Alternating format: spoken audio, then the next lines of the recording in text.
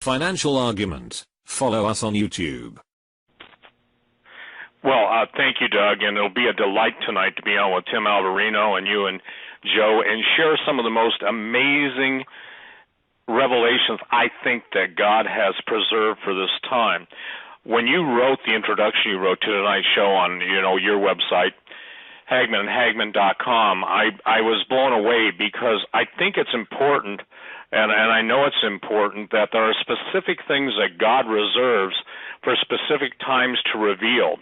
And as we go to the radio tonight, and for the record, it's February 18th, 2015, the slaughter of our brethren worldwide is absolutely a rehash of what the devil has always sought to do, wipe the very image and creation of the living God off the world stage.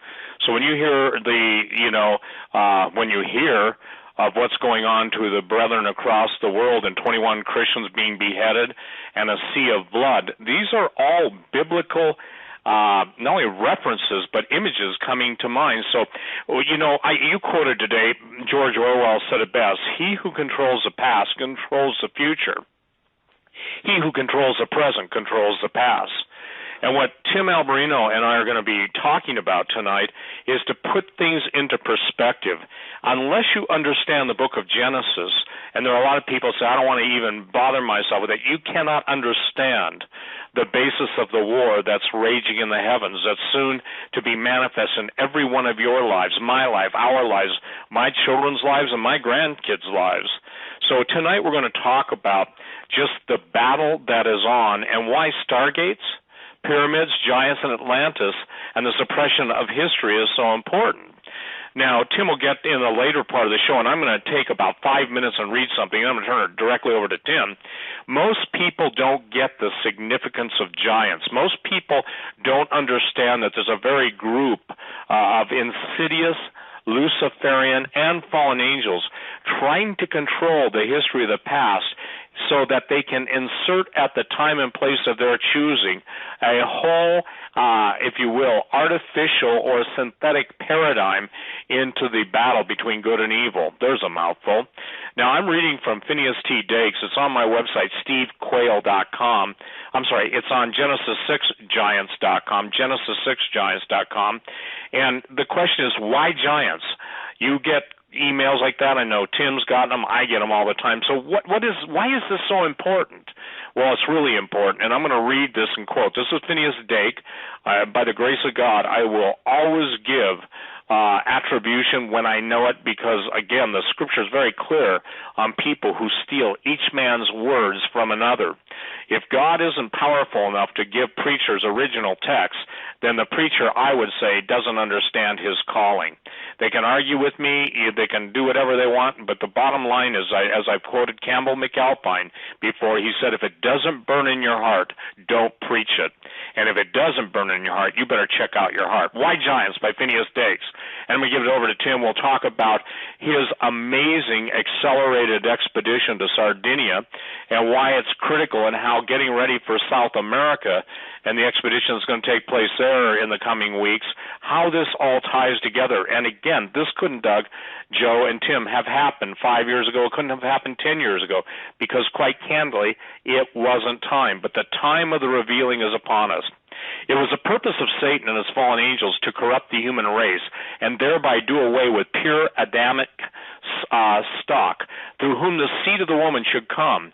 This would avert their own doom and make it possible for Satan and his kingdom to keep control of the planet Earth indefinitely.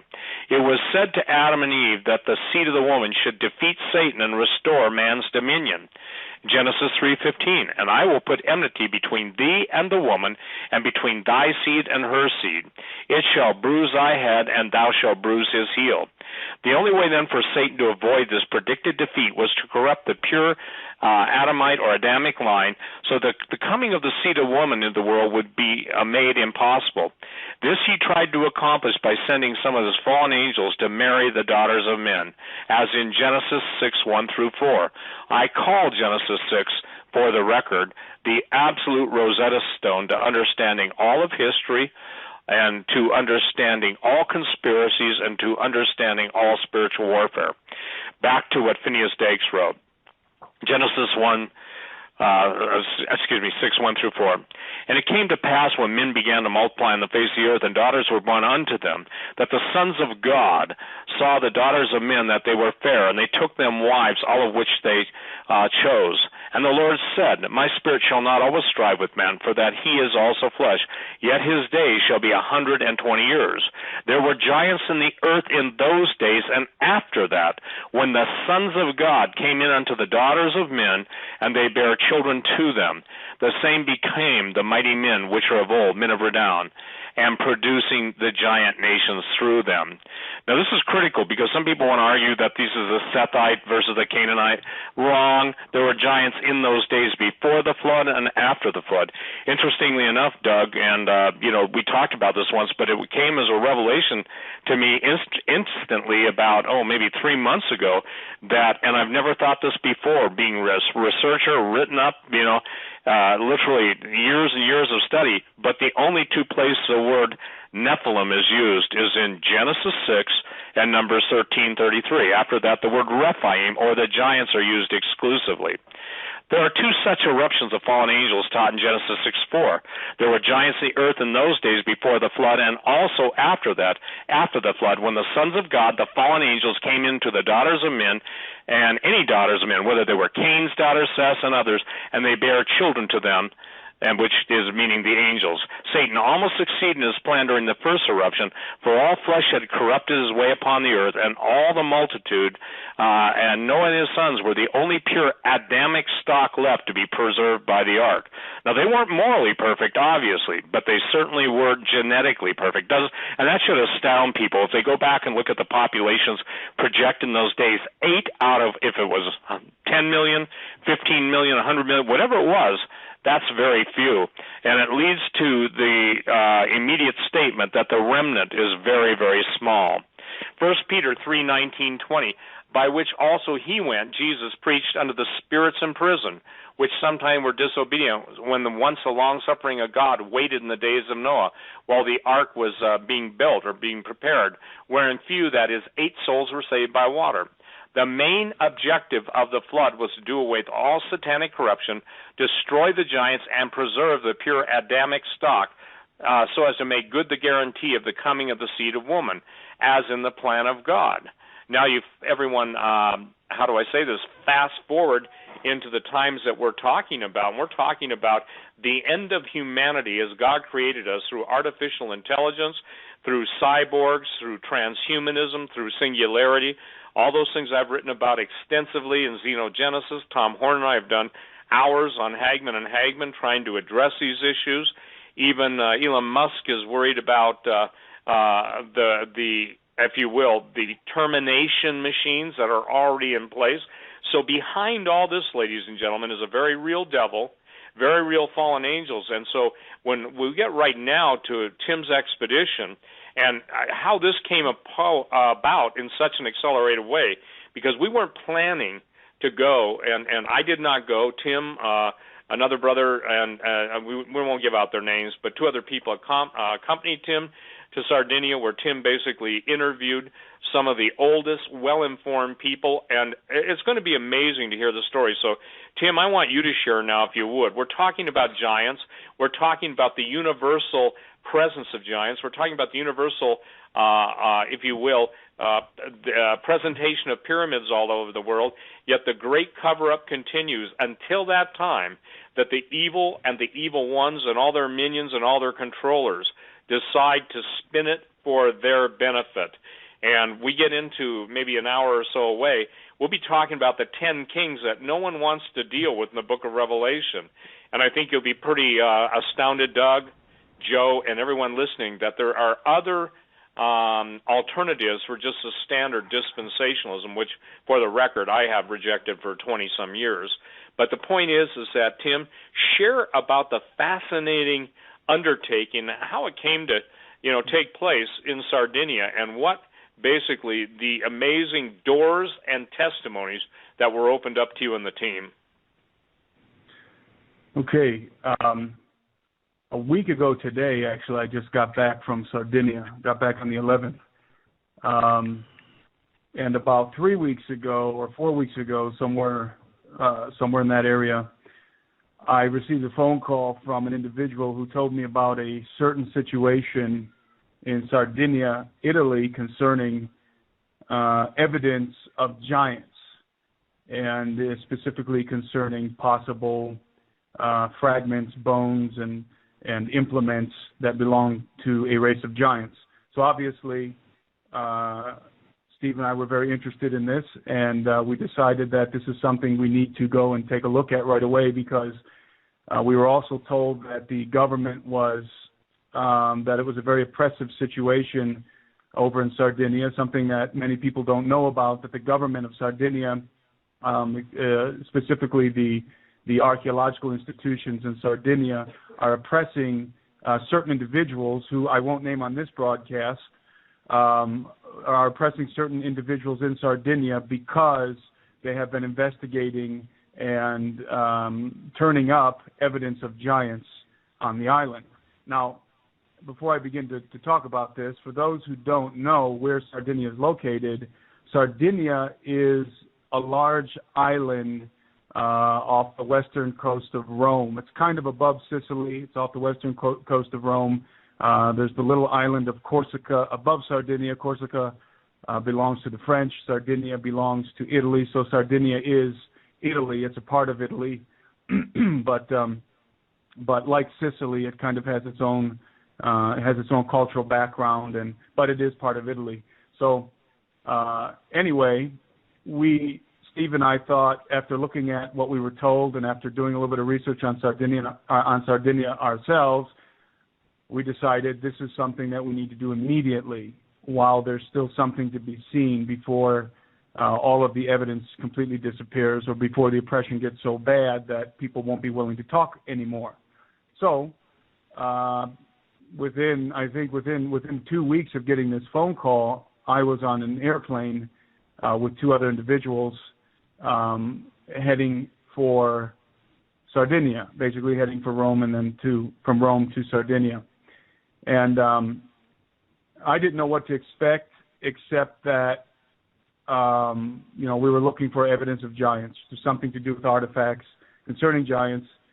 And once we went into the interior of Sardinia and met the contact who we were going to talk to, and who was going to be taking us around Sardinia, showing us certain archaeological sites, I quickly became convinced that this was something monumental in terms of discoveries relating to giants. We interviewed this gentleman in Sardinia, and he told us some astounding stories, which, quite frankly, some of them were so astounding that it was hard for us to believe. We were quite skeptical to begin with. The first day of our time with this individual was spent just interviewing him, and after we interviewed him and also interviewed a few other individuals, and I'll get into some of the things that they said in a minute. Again, we were pretty skeptical, but after the interviews, the next day we went and began to see for ourselves the evidence that is still standing in Sardinia. And this individual grew up in Sardinia. He grew up in the same village all of his life, and he's very familiar with all of Sardinia, especially the immediate area around the village in which he lives. Again, I'm not going to name this individual yet, because we have an ongoing investigation, and there's some other things that we're doing. So we're going to have to be vague tonight, but we have a film coming out that's going to show all the details and lots of footage of the interviews and everything. But tonight we're going to be a little bit vague. But this individual, where he lived and grew up, where he was born in Sardinia, happens to be an area that is literally just absolutely ensconced in megalithic ruins.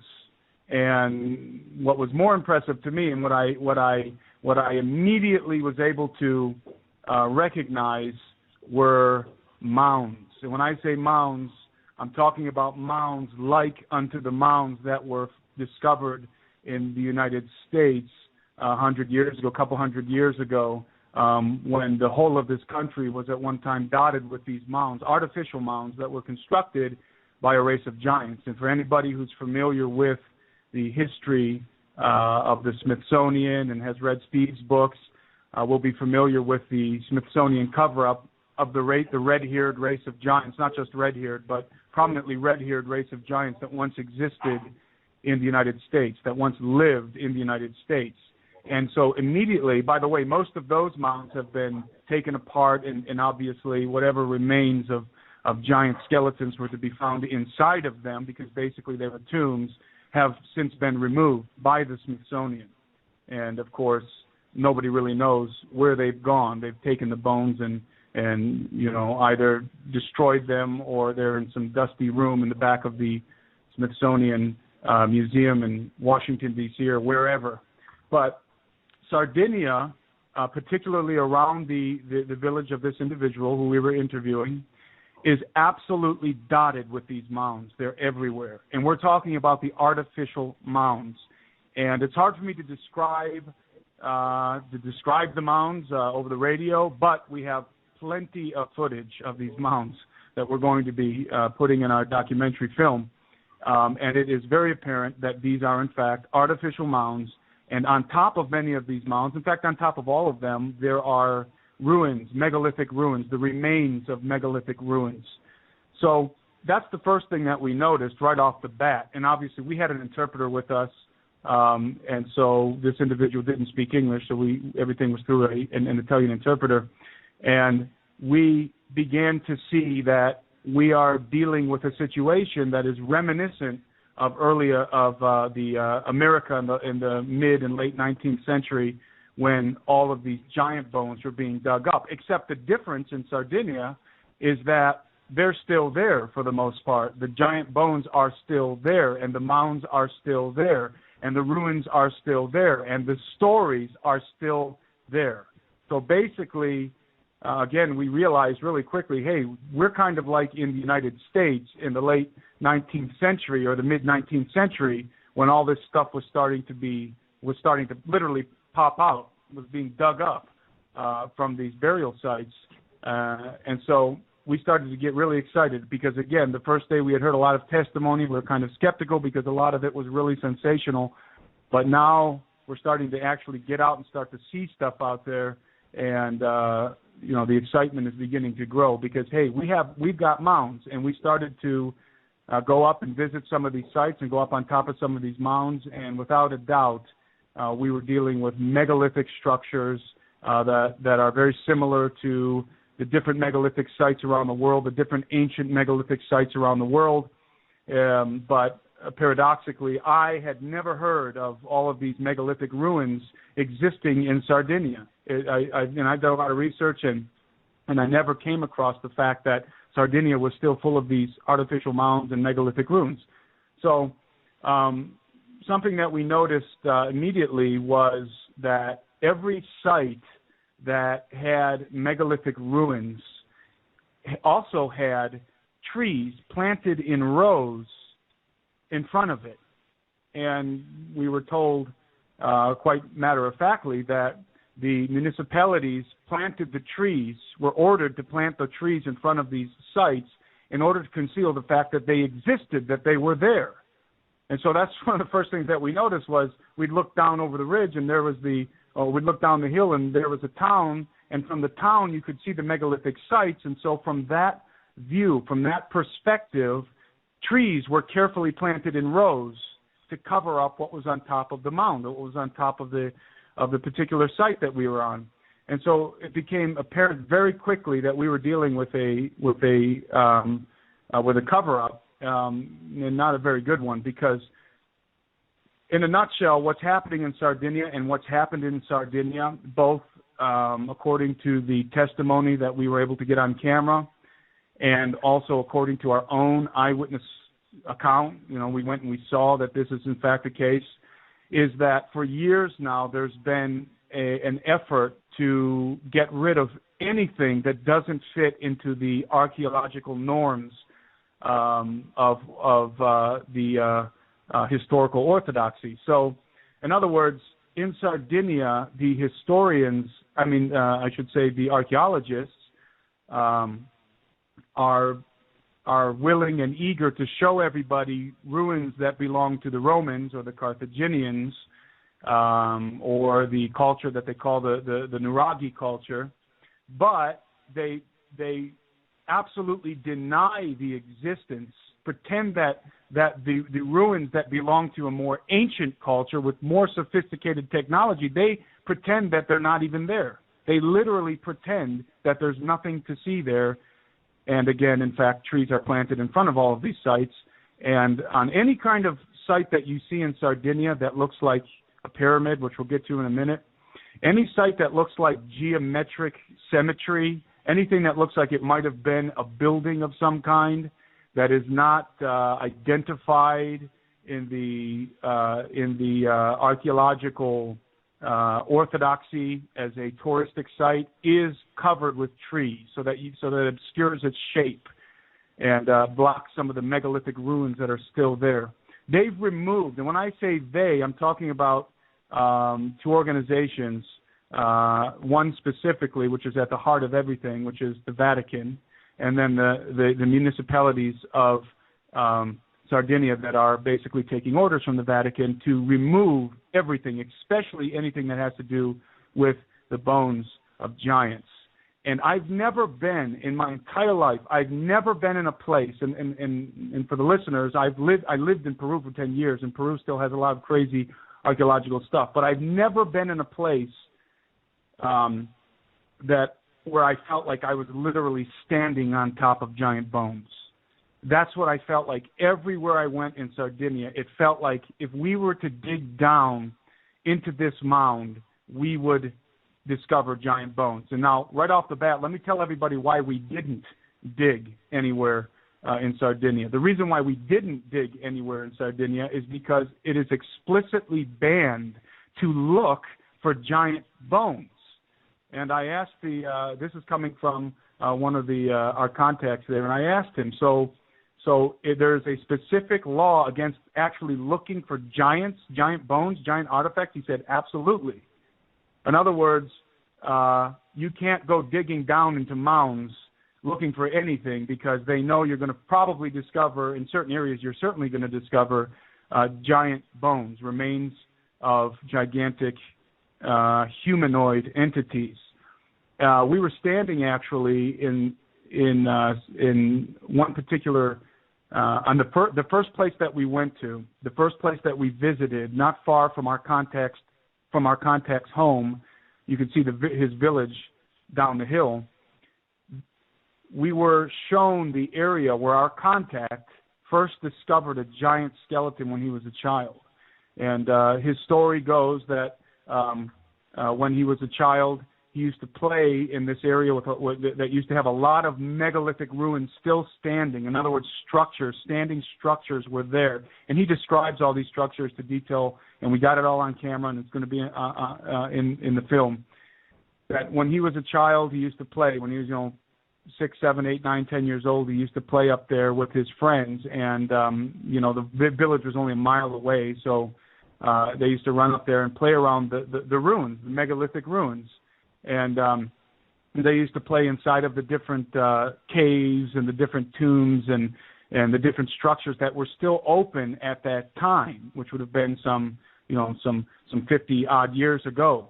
And he described for us with great detail the first time he came upon a giant skeleton as we stood over the grave of that giant. And the grave was a very large grave. And again, we have it on film. Very large grave. And you could obviously see that there was some sort of a structure, some sort of a megalithic ceiling, and that the grave was definitely constructed, or at least seemed to be constructed for somebody a lot taller than an average man. And he told us that the giant skeleton that he used to play with his friend that was in that tomb was, if I remember right, if memory serves me right, it was somewhere around 12 feet, maybe up to 15 feet. And that, of course, is the estimation of a child, but nonetheless, he has many recollections of when he was a young adult, also coming upon these bones, and so it wasn't a one-time occurrence for him. So they used to actually play with this particular skeleton in this particular tomb where we were standing. We were standing on it, and it had obviously been filled in with dirt. I mean, the whole thing had just been filled in with dirt. It's a very sloppy cover-up. Let me say that to begin with here. And so it was filled in with dirt, and we were standing on top of it, and he was describing this situation, how he and his friend one day were out there, and it was storming, and it started to rain really hard, and so they went into the tomb to get out of the rain, and they discovered this giant skeleton, and this was the very first one he discovered when he was a child. I forget how old he was. I think he was somewhere around 10 years old. And the giant was, he described for us the size and scope of the skeleton, and he said that they used to play with the giant's, basically the giant's sinews in its arm because it was mummified, and there was still basically meat on the giant's bones, and they would tug at the sinews in the arm or some of the muscles in the arm connected to the hand, and they would play with it and make the fingers move by tugging on it. And he went into this great detail, and he described how massive the hand was, and obviously he was describing a giant. And so we were at that site. We filmed that site. We got his testimony at that site, and it was really amazing because obviously I'm standing there on this tomb that's been filled in with dirt, looking down towards the village that he grew up in, which was about a mile away, and the hill that we were on leading up to the tombs, where the giant's tombs were, was covered with trees planted in rows, as if the villagers were idiots and they weren't going to remember that those tombs were once there. I mean, those trees were literally planted there to block the view from the village. And we've got that on film. And so it was go ahead, Steve. Yeah, I want everybody to know that Doug, the picture that you put up, I'm going to send you right now, if you want to put it up on your website, Pyramids in China. And this is critical because the Chinese government did the same thing that the Sardinian government did, is they think that by planting trees up the face of a filled-in step pyramid, or basically just covering up with enough dirt and planting enough trees, that somehow they'll obscure the the reality of it. So the pyramids in China, why we're sharing this, ladies and gentlemen, is because we get into the second hour and deal with the 10 kings of Atlantis, from which pretty much all myths and legends emanate. When we get into the stargates, you might wonder why an expedition going to South America ends up in Sardinia first. Well, there's an answer to that, and we'll share that. But the most important thing is when you understand, and you'll see it, and Doug, I'm going to send this to you in a moment, okay, that the pyramids in China were planted, the black and white photos in 1947 after World War II, but very few Westerners are allowed to see it. Most people have seen the terracotta warriors of one of the emperors of China. But the point that is really pressing to all, and this is what we're trying to bring out to you, Jesus said that there's nothing that's been hidden that is going to be made known. That goes even for this. If the Christians are already being slaughtered worldwide simply because of their faith, the point is, and not only simply because of their faith, but because the devil's going about as a roaring lion seeking whom he may devour, then you've got to understand that whatever the final deception is, that they who control all the artifacts, all the bones, all of the manuscripts, whether it's the lost Library of Alexandria or the Emerald Tablets of Thoth, the point is that they will use all this in conjunction to basically present a world in which there is no prime creator, where there is no Jesus the Redeemer, and they're going to basically give you the biggest celestial hodgepodge backed up with archaeological evidence that they've spun and twisted to their benefit. Now, what Tim just said about the sinews and about his, not confidential informant, but the confidential interviewee matches exactly with everything that we're turning up, no pun intended, especially in the mummified remains. The thing that scares the entities that are, more than anything, is that something will pop up, maybe pun intended, and that the live DNA will be extracted. And so, obviously, and I told Tim this, I said, be careful on whatever labs we go to do the DNA testing, because even that show, In Search of the Ancient Giants, that's on whatever the channel it's on television, History Channel or A&E, you cannot expect a government-funded or government-controlled forensic lab to ever say anything beyond the party line. Does that make sense to you, Doug, as an investigator? Oh, yeah, in other words, if absolutely, you want to, I mean, Steve, it's we've always, anytime there is an investigation, if we're working for the defense, for example, we have to make sure any type of DNA or whatever forensic evidence is to be analyzed is done at a lab outside of the control of the prosecuting department, and that would extend toward what you're doing as well. You cannot have a History Channel or any other type of or any government-connected lab doing any analysis on any finds, for they control the report that is generated from the finds. So 100%. And I do suspect from our previous conversations that Steve, that this has been done many times in your case. Well, it's done over and over. So. And Tim can get to it, but I'll just give you the punchline. They were followed. They had what I call a weasel, and everybody doesn't need me to define a weasel, but a plant, an agent, and obviously he spoke earlier when they would go into restaurants, the guys sit as close as they can, listening, police when they would go up to certain locations, driving by and giving them the glare and stare of death.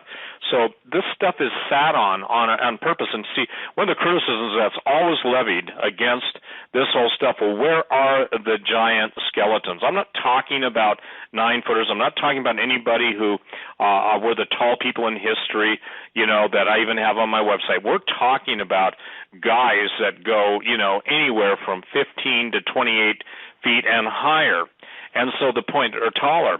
So the idea is, let me spell it out because I think this is critical, Tim, and I think it's critical, Doug. The whole point in covering up the existence of giants is to take away from the Genesis accounts truthful manifestation and to keep people in the dark. Now, obviously, those who can't wait for Lucifer to return to earth, and those who are jumping up and down, knowing that, quote, the Christians' time has come for their slaughter to begin of them. But even in the midst of all that's going down right now, the truth will be made known. So again, and Doug, am I saying this as clearly as can be said? They cover it up. They absolutely hide it. Paul says they hold the truth in unbelief. The point is that they do this in order to undermine the biblical narrative. Now, I'll just share this, Tim. I don't know if you saw it, but I believe National Geographic's coming out with a hit piece called "The Attack on Science." I had one, I won't name him, but the most famous paleontologist in the world looked at my book and said to the young lady who's a Christian, he doesn't believe in science much, does he? No, I believe in real science. I don't believe in BS science, and I don't believe in the lying subterfuge. A good example, ladies and gentlemen, you were told all these years there was no water on Mars. Guess what? There's water on Mars now. You were told all these years the moon had no water. Now you're hearing that. Microbes are being found. So they hold the truth as they basically lie about the truth. That's a better way to say it. So the reason I believe that Tim and I and Tom Horn and the others are going in this vein is because it's time to give. God isn't going to be taken, and this is a silly statement, forgive me, Lord, but nothing takes God by surprise. It may surprise us, it's surprising to us, but nothing takes him by surprise. So real simply, Doug, I'm going to send you, while Tim takes over, I'm going to send you the pyramids in China so people can compare and contrast it to what Tim posted of his trip to Sardinia, because the pyramids play a very important part. And Tim, do you want to go immediately into what the Sardinians said about their giants who came and took them, basically hired them, if you will, to build the pyramids? Do you want to go there now or wait? Oh, well, I think it might be good. Well, I was going to talk about some of the very interesting aspects of the giants that were found. Okay, yeah, go there then first. So I wanted to. I realized I didn't finish one of the things that I started to say, in that I felt like we were literally standing on giant bones, and we were told by different individuals that, in fact, if we were to dig down, we would find them. And at these graves, at the site that I was explaining a few minutes ago, I asked the guy that was with us, I said, so if we were to dig down right here, right where they covered this grave over, I said, are the giant bones still here? Did they take them? He said, no, there were too many for them to take. They took as many as they could, and they'll take them when they're apparent and people find them, in their backyard or whatever. But usually they just cover them over and plant trees. And I said, so how far down do we have to dig right here to hit the bones? And he told me a couple of meters. And of course, me and my buddy Darren looked at each other, and we thought, let's find a stick. But he warned us. He said, wait. He said, if you do that, you will be arrested. They will arrest you. And he said, just so you know, you can dig down, but you'll be arrested. And it wasn't like he wasn't telling us not to. He just wanted us to understand that there was a very good possibility that we were being watched, because he's always under surveillance. They even fly helicopters over his house and look down at his property with a ground penetrating radar. And anyway, so he told us, and he kind of stood back and he said, you didn't try to stop us. And I had the stick in my hand, and I thought, well, what would happen if what he's saying is true, and I dug down and found a bone and got arrested? They would wipe take all of our cameras and everything like that. So it wasn't worth the risk to us, even though it was very tantalizing, the idea of possibly digging down 2 meters in the ground and finding giant bones. But my point in saying that is that so many people, the older people in Sardinia, especially the ones that we talked to, it was very nonchalant to them. Yeah, there's bones there, there's bones there, there's bones there, there's bones there. And we were coming from a skeptical view. Giant bones are like 6.5 foot tall. No, 12 foot tall people, 15 foot tall people. I mean, giant bones, and it was so nonchalant. And the one of the amazing things is the description of some of these skeletons. We had numerous kinds of hybrid giants described to us. Many different kinds of configurations of horns, different elements of different animals. Some giants had pig-like heads. Some of these skeletons had skulls that looked like cow skulls. Some of them had beaks, and I found that fascinating, because that is actually that's actually something that if you were going to make up a story about giants that coincided with some of the ancient manuscripts, that's the kind of details that would come out. I mean, and what I'm saying is a lot of these people were not familiar with ancient manuscripts. I mean, Sardinia, let's say Sardinia 100 years ago or 50 years ago, as it is to this day, is mainly, the interior of Sardinia is mainly just small villages, small Roman-type villages, small Italian-type villages with basically populations of people that are mainly farmers, and we're not dealing with populations of highly educated individuals in the interior of Sardinia who would know about the ancient manuscripts and the account of Plato, of Atlantis, and all this different stuff. And yet here we're getting information that coincides with all kinds of information that we've come across in our research.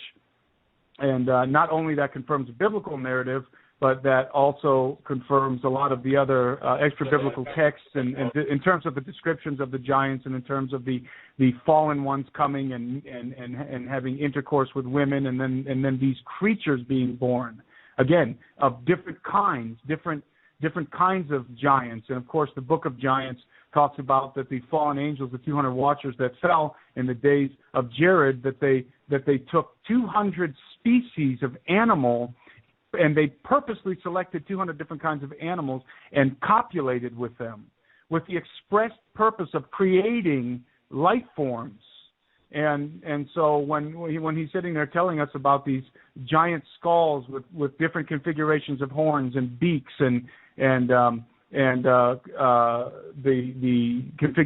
skull configurations of cattle or bulls or whatever, all I could think about was the Book of Giants and how that's exactly what you would have had, according to the Book of Giants, and these fallen angels copulating with these animals.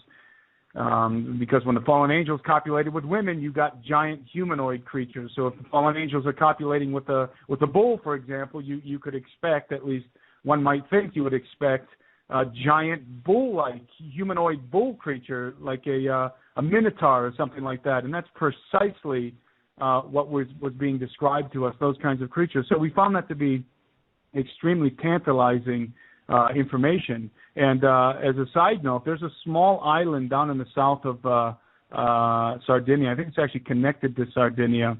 It's just a small little outcrop, and it's called, I'm probably going to botch the name here, but it's called St. Antiocho, I think. St. Antioch, probably the translation in English. I don't know. But recently they've discovered, and I'm pretty sure this was in the mainstream news, I have to do my homework on this, but definitely all the people attest to the fact that cyclops were discovered on that island. They dug up some quantity of giant cycloptic beings.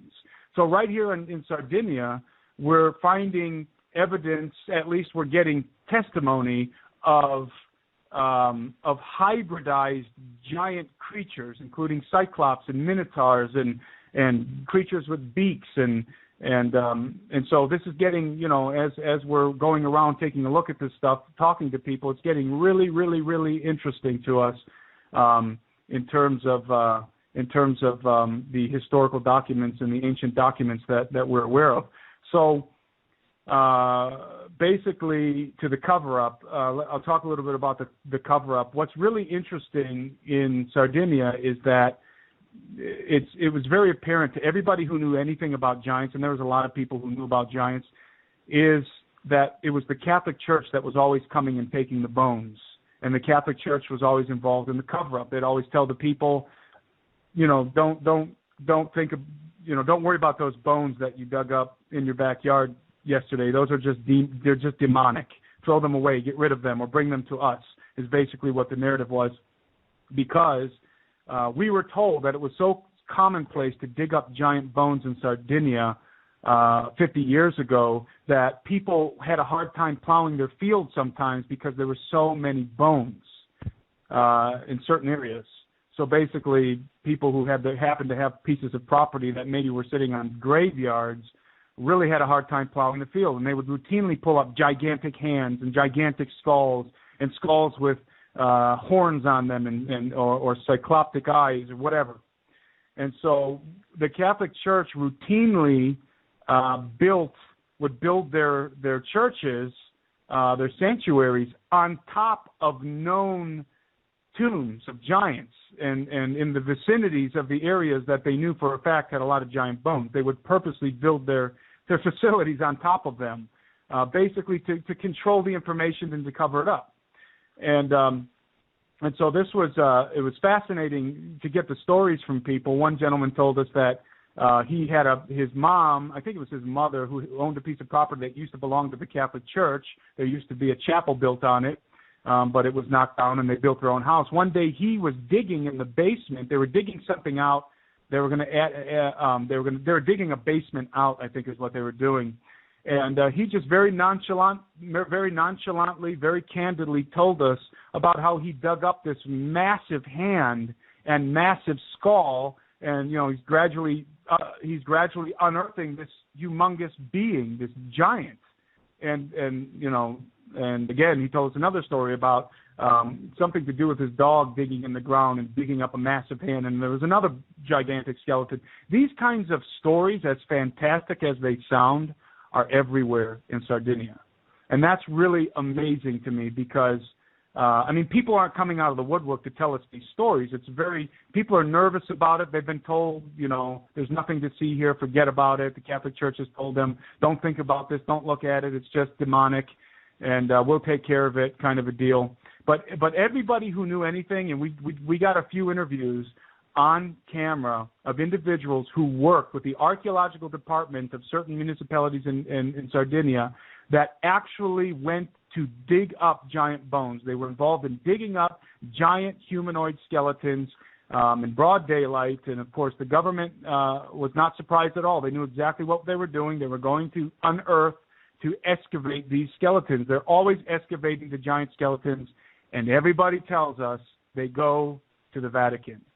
And that was the common thread. I always ask people, where do the bones go? Who's taking the bones? And time again we get the same answer: the Vatican, the Catholic Church, the Vatican. The bones are going to the Vatican.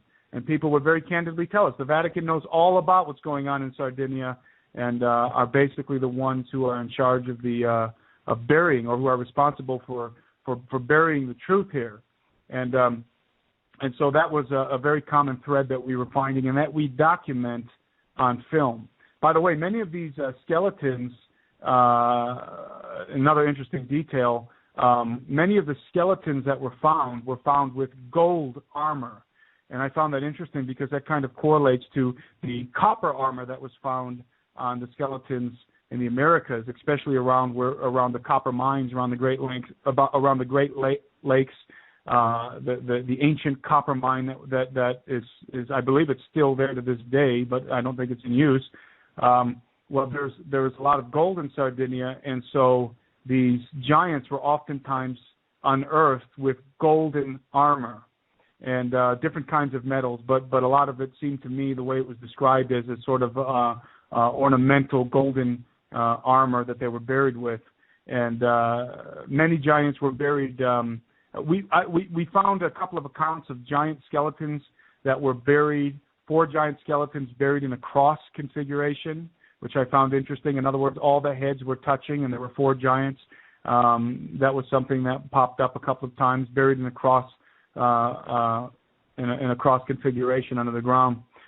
There's just a lot of details, very, very interesting details that we have recorded on camera, and that will be in our film. But where do you want me to go from here, Steve?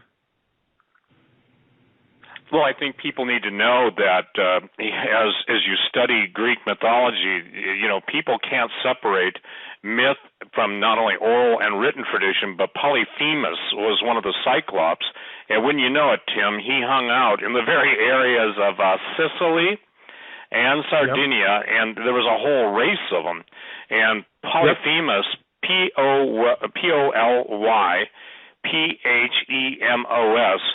they believe they even found his skeleton. I'll just take the last 2 minutes. We got 10 minutes left, don't we, Doug? I'm sorry, my eyes are probably reading the clock wrong. Yeah. Okay. Well, interestingly enough, the Cyclopean skeletons, one of them was found, and I found the documentation in a book that was written in 1850. As a matter of fact, so many skeletons of antiquity were very, very big. For the record, Polyphemus was said to be 400 feet tall. Now, people will say to me, well, the law of inverse square won't allow for giants. The thing that people don't understand, Doug and Joe, that argument is offset by these are half fallen angel. And how do we overcome gravity? How do the secret spacecraft fly? They fly by using electrogravitics. So the point that most people that will argue against this, and I forget the name of the cube rooter, there's some, and I just can't think of it right now, but the point that I'm trying to bring across is simply this. These were half supernatural beings who had a life force that was so much stronger. And again, we're talking about both before the flood and after the flood. And in the second hour, we start talking about zeroing in on Atlantis and why this is important, is because the electricity, or if you will call it the force field or the life force of these things, were not bound by gravity. That's why even their voices could lift blocks that people say are impossible to move to this day. Well, the only way to overcome gravity is to basically interfere with the pressure that holds, let's say, 100-ton stone or something like the megalithic stones that the biggest ones I used to think are in Baalbek. Now they found them in Russia that make the Baalbek ones look like dominoes. So the point being is the harmonic levitation. Now, this is not a New Age term. This is a scientific principle, and the scientific principle, I think, Doug, we did a show together maybe 2 months ago where one of the science stories was talking about levitation. You remember that? They showed a ball levitating on sound. So the point is to see, again, it's a God stamp on this, meaning God is revealing. There's nothing that's hidden that won't be made known. So in knowing that, the very people that Tim's talking about, whether they're the Vatican, hey, Tim, go immediately to our friend when he was met by those two, what were they, bishops? Yeah, that's what I was going to, share that. I was going to interject. Yeah, so okay. I won't tell, one of our contacts in Sardinia was telling us a story. We were walking through a particular area, actually right around where the first graves of the giants that we came upon were. He was telling us that he was visited, I forget how many years ago, by two bishops from the Vatican. And they wanted him to take them to a couple of particular sites, and they wanted him to tell them about what he had found there and what his thoughts are as to its significance. And it really had to do with, mainly, it had to do with Atlantis. So here he's telling us, and I don't know if this guy's telling us the truth, but this is the story he was telling us. Two bishops came from Rome, were standing right where we were at the time when he was telling us, asking him about the giants that the skeletons he discovered there, the structures that were once there, and what he believed it meant, and specifically in reference to Atlantis. And so he told them that he believed, and we'll get to this later on, that Sardinia was in fact Atlantis, and they were very, very interested in this, and they didn't offer any information themselves, but they were certainly very, very curious about what he found and what he thought the origins of what he found was. And before I forget, Steve, there's a little detail here that I wanted to interject, is that we were told by numerous people that it was not uncommon whenever there was excavation happening or rumors of giant bones or giant bones being burned out in the open when they were excavated, for men in black to show up. And that's exactly how they described it to us. A couple of different people, men in black, driving black cars in black suits or black sunglasses, would pull up to the scene and get out of the car and kind of survey what's going on and make sure that nobody's interfering. And, in fact, another one of our contacts told us there that he personally witnessed the excavation. He says of 22 giant skeletons that they were excavating when he was younger, and the men in black pulled up, got out of the car, put a gun to his head and said, "Never speak of what you've seen here." And so that some pretty profound testimony concerning the cover-up there. Steve, if I can interject this, just to go back a little bit, when you were talking about the pyramids in China, folks, if you go to HagmannandHagmann.com and click on the tonight's article there, just go ahead and click on that title. At the bottom right above, click here to listen live, is the link to the images for the pyramids in China that Steve and Tim were referencing earlier. So that's very simple. Go to HagmannandHagmann.com, click on the link right above the Listen Live link, and there you will see the images of the pyramids in China. And Tim, if I can just ask this question at this point, looking at, in preparation for the show today, I was trying to find out how Sardinia got on your radar.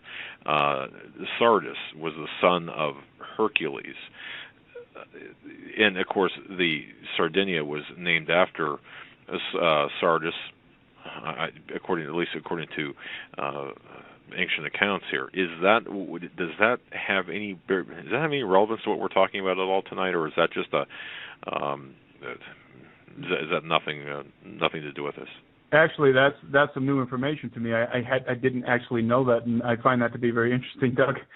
Okay. There's obviously a connection between Greece and Italy and Egypt. The whole Mediterranean is connected.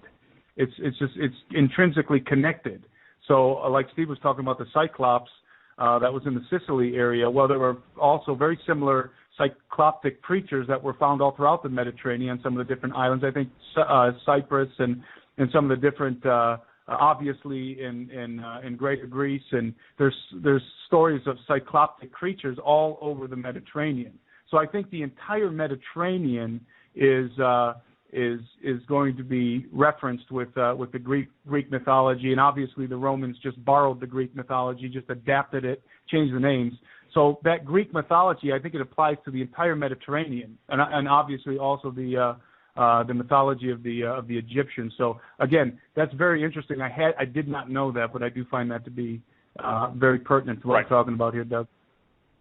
Hey, cool. Doug, I would like to make you're onto something, because listen, when you're dealing with all of the heroes, the mighty men of renown, they all go back to Genesis 6. And again, I've said this statement. People can knock, they can mock, they can say this isn't relevant, but it's very relevant, because what we're talking about is the return to those days. What we're talking about is the very stuff that Tom Horn and Chris Putnam have been warning about and teaching about on an accelerated basis. So what Tim is ultimately we can talk to, when you get down to the people that have been in the tunnels in Sardinia or in Corsica or in Mykonos and some of the other Greek islands, the interesting thing is they all talk about the civilizations that had subterranean tunnels even under the Mediterranean. Now, people might think that's far-fetched, but I'll tell you point blank that when you start talking about deep underground military bases and the magnetic levitating trains that we have today, people have got to understand that when Solomon said there's nothing new under the sun, for that which will be has already been, that's coming from the wisest guy in the world, not internet blogging critics, okay? So when you've got a historical context for that statement, that the world, even Queen of Sheba, came to cohabit with him because she wanted smart kids. And it's fascinating what tradition teaches about that. We can't go there tonight. But where we can go is this, is that when you're dealing with all of these cover-ups, when you're dealing with all these locations, and most people would be probably flabbergasted to know that the Native Americans, especially the Apache, the Navajo, the Hopi, and others, the point is they knew their ancestors had, if you will, an underground civilization. And when the Hopi talk about the ant people, and the Word of God talks about the things coming up on the earth, UPON, meaning coming up from below. I put up a picture on my website the other day of a six-toed giant foot, and to the right of it was a spiral and kind of an ellipse on the top of the spiral and an ellipse on the bottom of the spiral. If you had turned it on its side, it would look like Saturn and its rings. But what that is basically saying, that specific location, and it was sent to me by one of my listeners in the Moab area. Thank you very much, my brother. I put it up on my website that it was courtesy of him. I won't put up anybody's last name to protect them, but he probably found one of the most, or whoever gave him that photograph, probably found one of the most significant things I've ever seen, because that's a portal that will take you either beyond the stars or literally into the bowels of the earth. So it's kind of a fascinating thing, Doug, that we're talking about this tonight, because the deception will be so great. I go to the London Daily Mail. They have some good stories. They got some of the best photo essays out there. But the point that's critical is to recognize that we all are being brainwashed.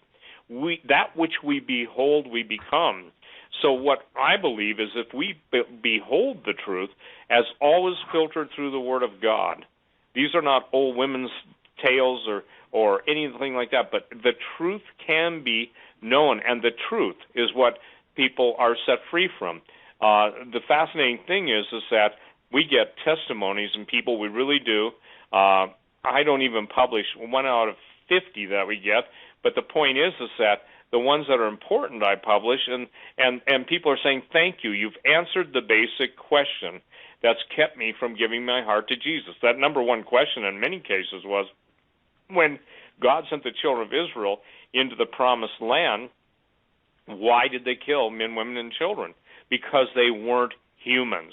And God was trying to preserve humanity from the attempt to breed it out. Now, ladies and gentlemen, if you don't get what's going on in the world, the same thing that Satan tried to do through the fallen angels is being done through the propagation ratios of Islam right now, because they have made statements that worldwide they're on a spree to basically repopulate the world with their followers. So when you take a look at little kids holding human heads, when you take a look at little kids being taught how to cut people's heads off, when you see that, you'll learn that nothing new is under the sun, because the very same sacrifice of children was present in the place ancient Philistia, from which we get the word Philistines.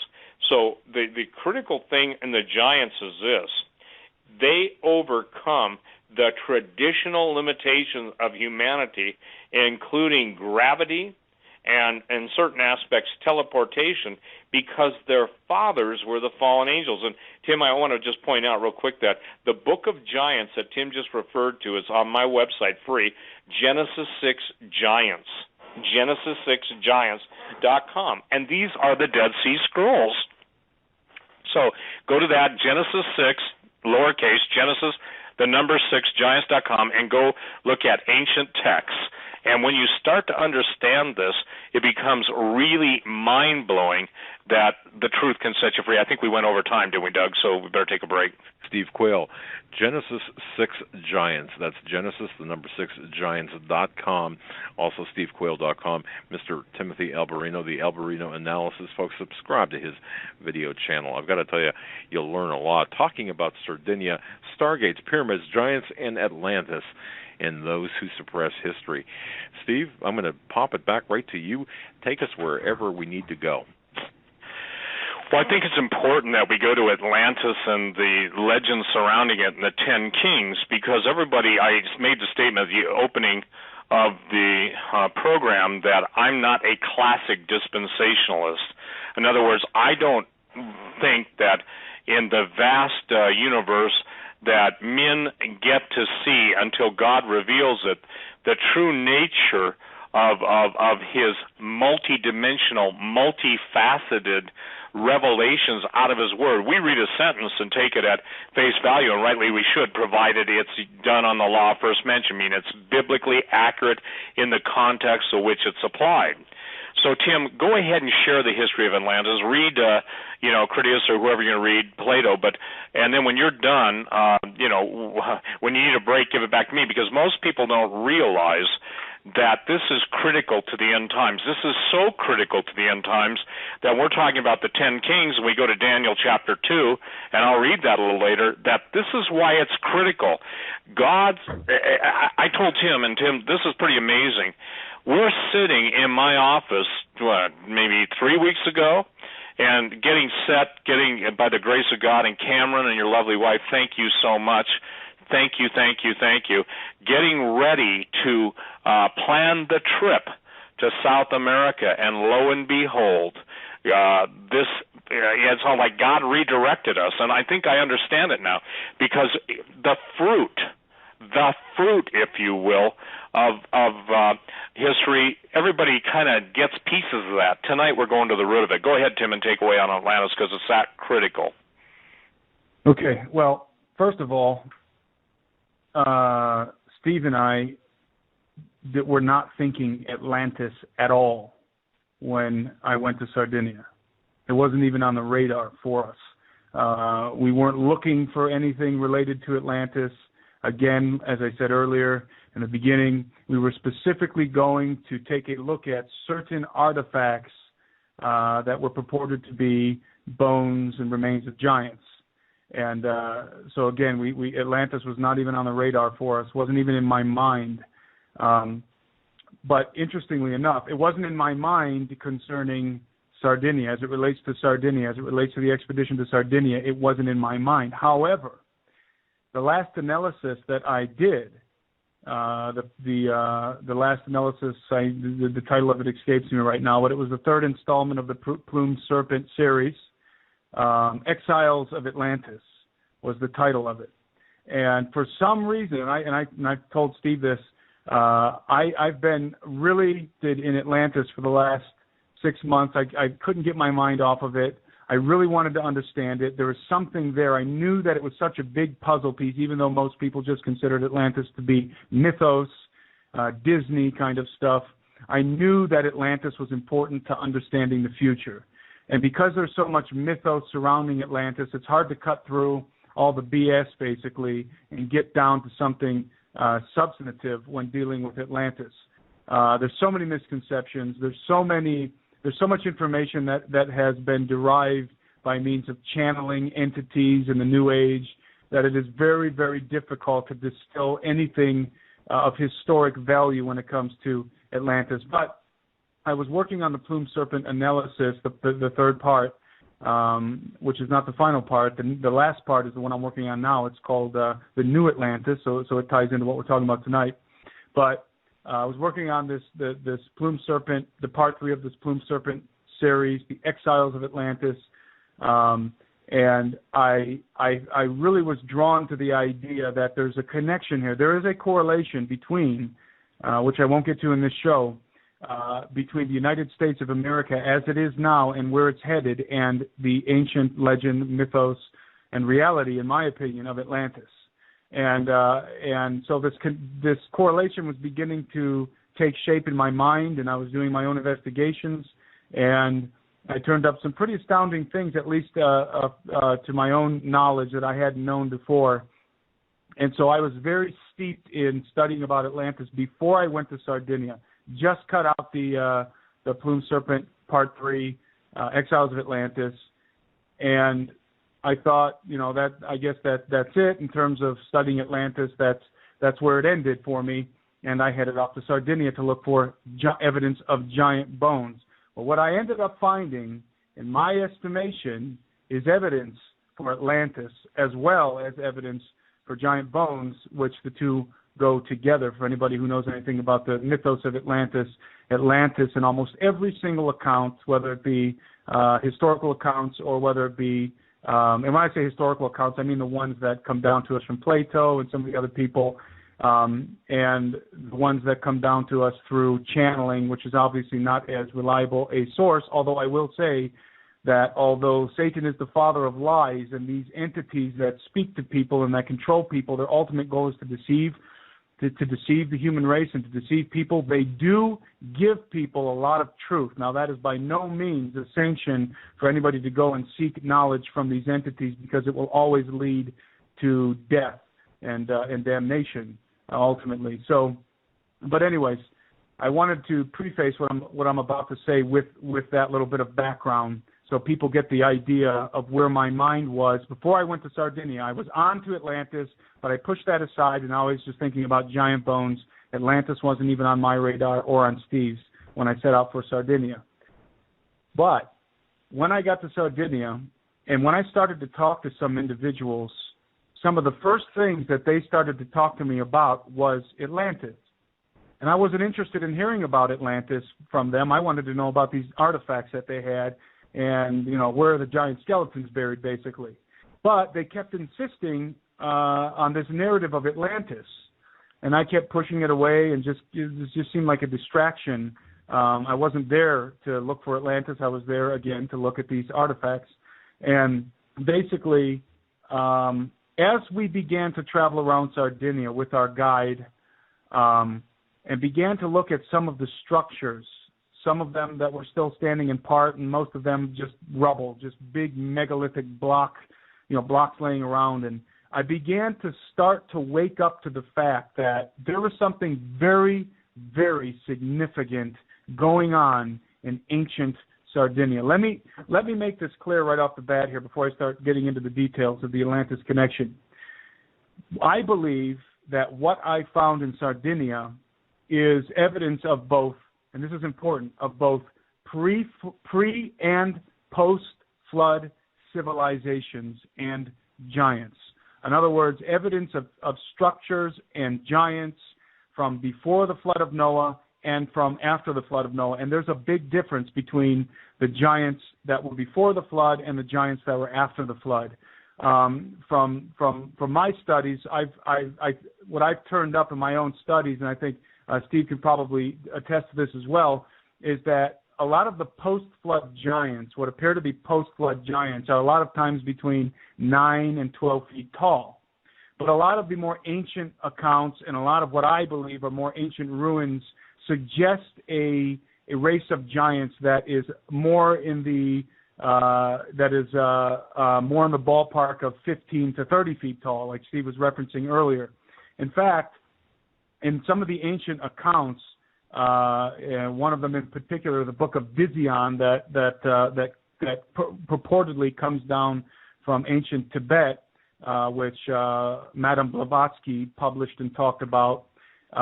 They have an account of Atlantis, which says that the Atlanteans were 28 feet tall, and that they made statues of themselves that were anatomically correct. In other words, statues that were around 30 feet tall. And that's not the only account of ancient Atlanteans being of that size. So I believe, it's my own personal opinion, that and I think it's borne out in the ancient manuscripts, that the pre-flood civilization and the pre-flood giants was on a far grander scale in terms of sheer magnitude and size than the post-flood civilization of giants and the post-flood tribes of giants that are detailed in the Bible, and with great detail, actually, numerous tribes that were obviously tribes of giants.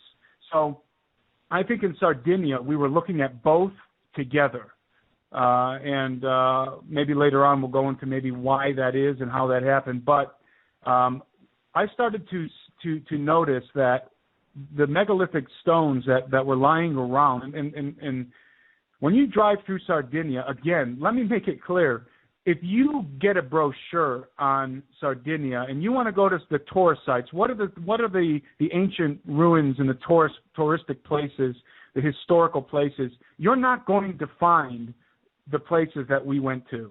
In fact, I don't think, maybe one of the places that we went to is listed as an actual historic spot in Sardinia. The rest of the places that we went to, we hopped over fences and we walked through trees planted in rows to get to them.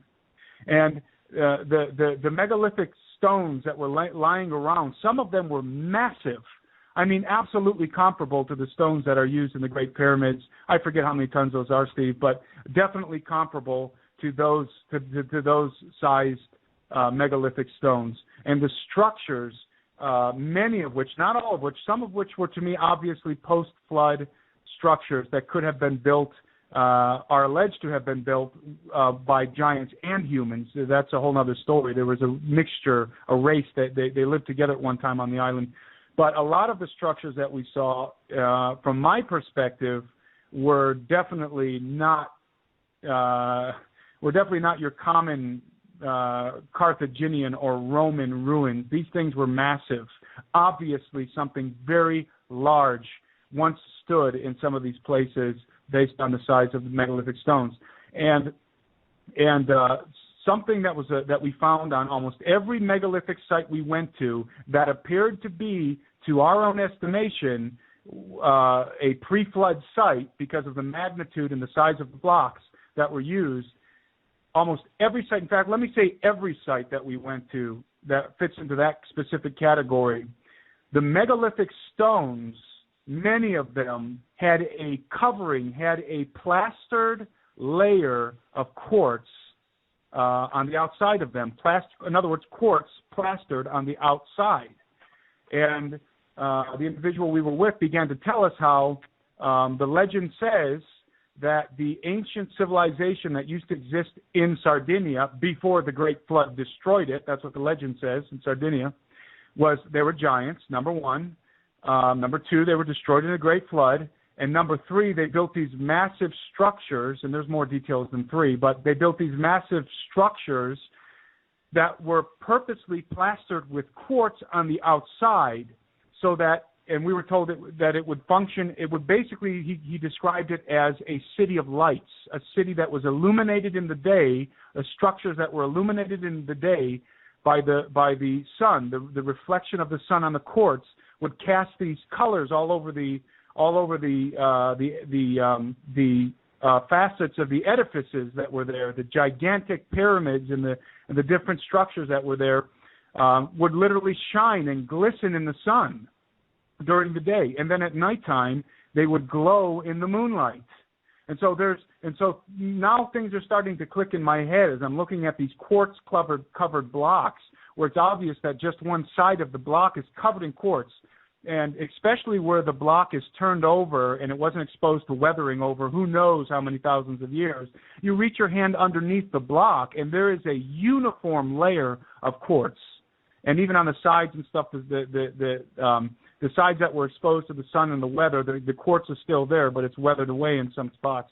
But it was just amazing because in the quartz, it looked like somebody took a concrete mixture and plastered the quartz on, and it was about, I'd say, 2 inches to 3 inches thick of quartz crystals plastered on to the outside of a lot of these structures, and that were obviously in ruin and laying around on the ground.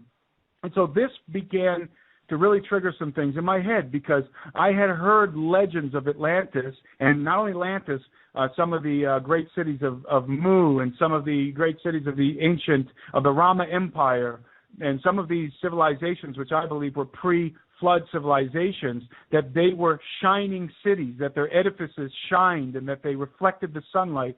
We know that the pyramids in Egypt had a layer of, I forget what it was, Steve, I think it's slate or something that was plastered onto the outside, or that was stacked onto the outside of the pyramids so that it would glisten and shine in the sun. So this was a common theme, and which might have something to do with producing energy and some other things.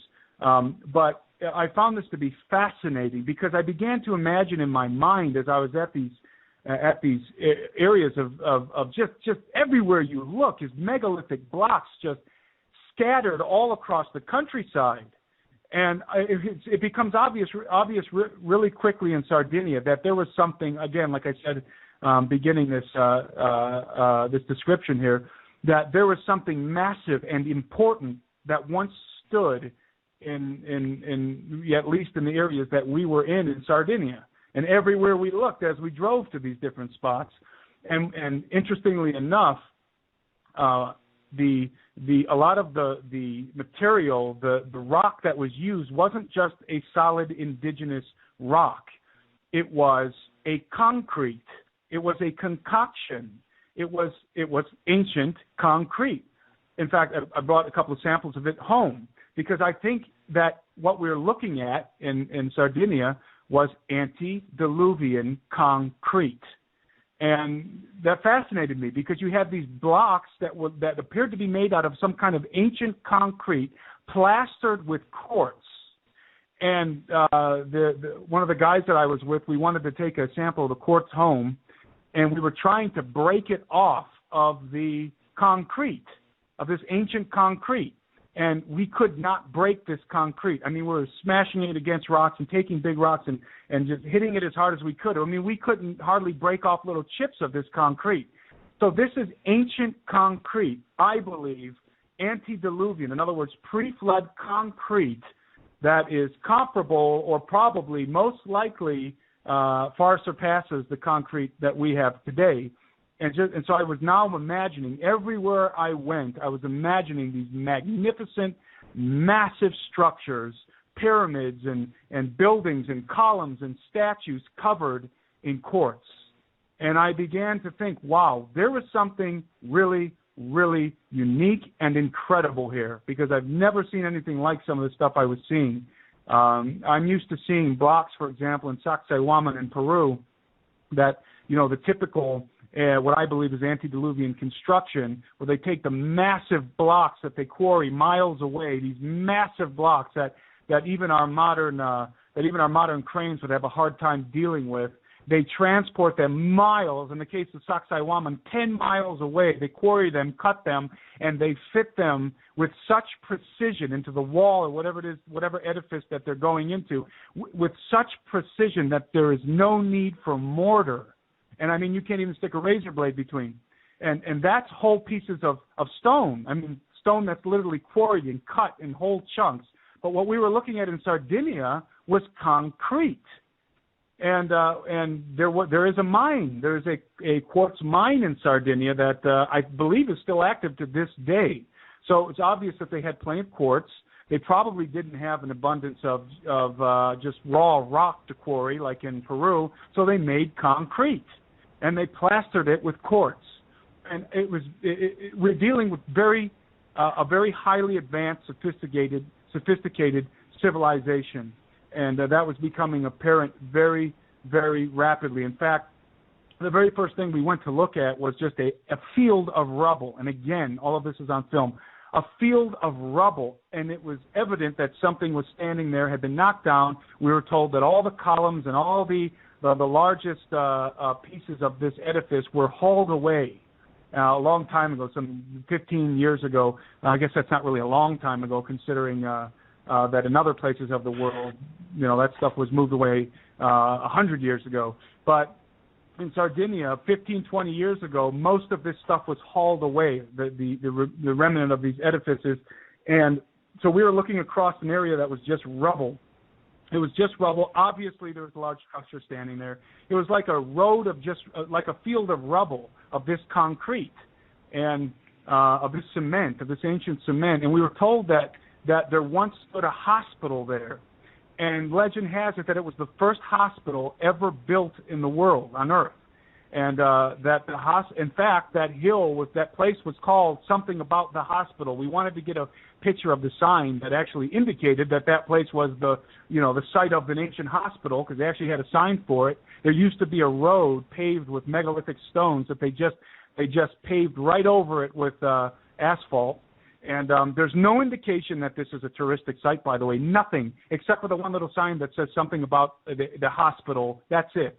There's nobody there. Every place we went, practically, except for one place that we weren't even able to get into, we were the only ones there. I mean, it was bizarre. There was nobody else there taking pictures, no signs, no indication that this is a touristic area or, hey, there's something interesting here. In fact, as I've been saying this whole time, just the opposite. Fences and trees planted in rows and remnants of something that once stood there, and obviously, whatever was there was taken away. That's what we found almost everywhere. And so basically this one particular site was supposed to be the hospital. And the way they were describing it to us was this was a very advanced hospital. And one of the guys that was with us was talking about how when he was a little kid, he used to come up there and they used to play, and they would find advanced instruments, surgical instruments. In other words, like I forget what the terminology for this stuff is. The little knives that they use in surgery and some advanced-looking apparatuses. Scalpels.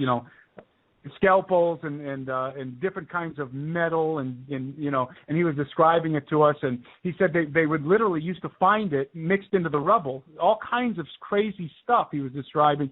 And one of the interesting things is, while I'm thinking of this, and I'm getting up to the Atlantis connection here, I'm kind of trying to walk people through what I'm starting to open my eyes to and realize.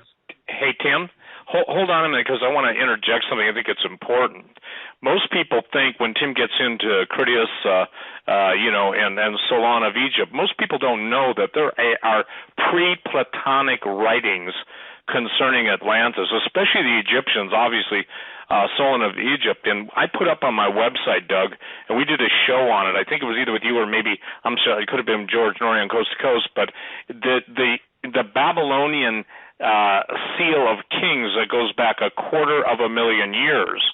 Now, what I want to make it clear is we're talking, I believe that, and so does Tim, that Adam and Eve were created exactly with the biblical time frame. But what we're talking about is both the biblical time frame and then the pre-biblical time frame that the Egyptians talked about, the reign of the gods. And let me just say this, because this will bounce you right in, Tim, that in the Great Hall of Ramesses at Karnak, there is mention, okay, and this is by Harold T. Wilkins, one of the most famous scholars in the world from Cambridge, who basically said that this is on one of the pillars, the loss of a drowned continent in the Western Ocean. Now, I am not saying either as Tim that Sardinia is Atlantis, but we're saying is that is that a lot of it fits Atlantis, but people need to understand when God destroyed Atlantis, the God of heaven, it was because they were messing around with human and animal DNA. Now, I say that because there's nothing new under the sun. What are we doing right now? We're messing around with human, animal, and vegetable DNA. In all, there were 10 of these so-called God kings. If you will, and Ramses, I think, was second, ruled for 66 years in Egypt. He had one of the longest reigns of any of the pharaohs. But what's fascinating is that the 10 Atlantean god kings were said to have reigned in a foreign country. And from all appearances, they were called Atlanteans. Now, there's words that they used that they were called the Aludians, and that's basically by Manetho, Manetho, who had a thing called the Table of Kings. But when you put all this together, okay, and this is where we're going, and this is where you got to jump into this, Tim, on Plato, because the point is that we're almost halfway through the second hour. We're wetting your whistles, ladies and gentlemen, because what we're going to do by the grace of God and by your intercession and your help, and it is to basically lay this out in such a linear and coordinated fashion that you, in essence, get the keys to understanding history. We encourage you all to pray about this. We encourage you all to take it to the Lord. We encourage you, these 10 God kings, what happened to them when they died, or did they? Fallen angels, let me make this clear, Tim, because sure enough, fallen angels do not die. According to Mahabharata and some of the Vedic texts of India, the wars that took place prior even to the creation of Adam and Eve were very much related to the events that were taking place both before the flood and after the flood.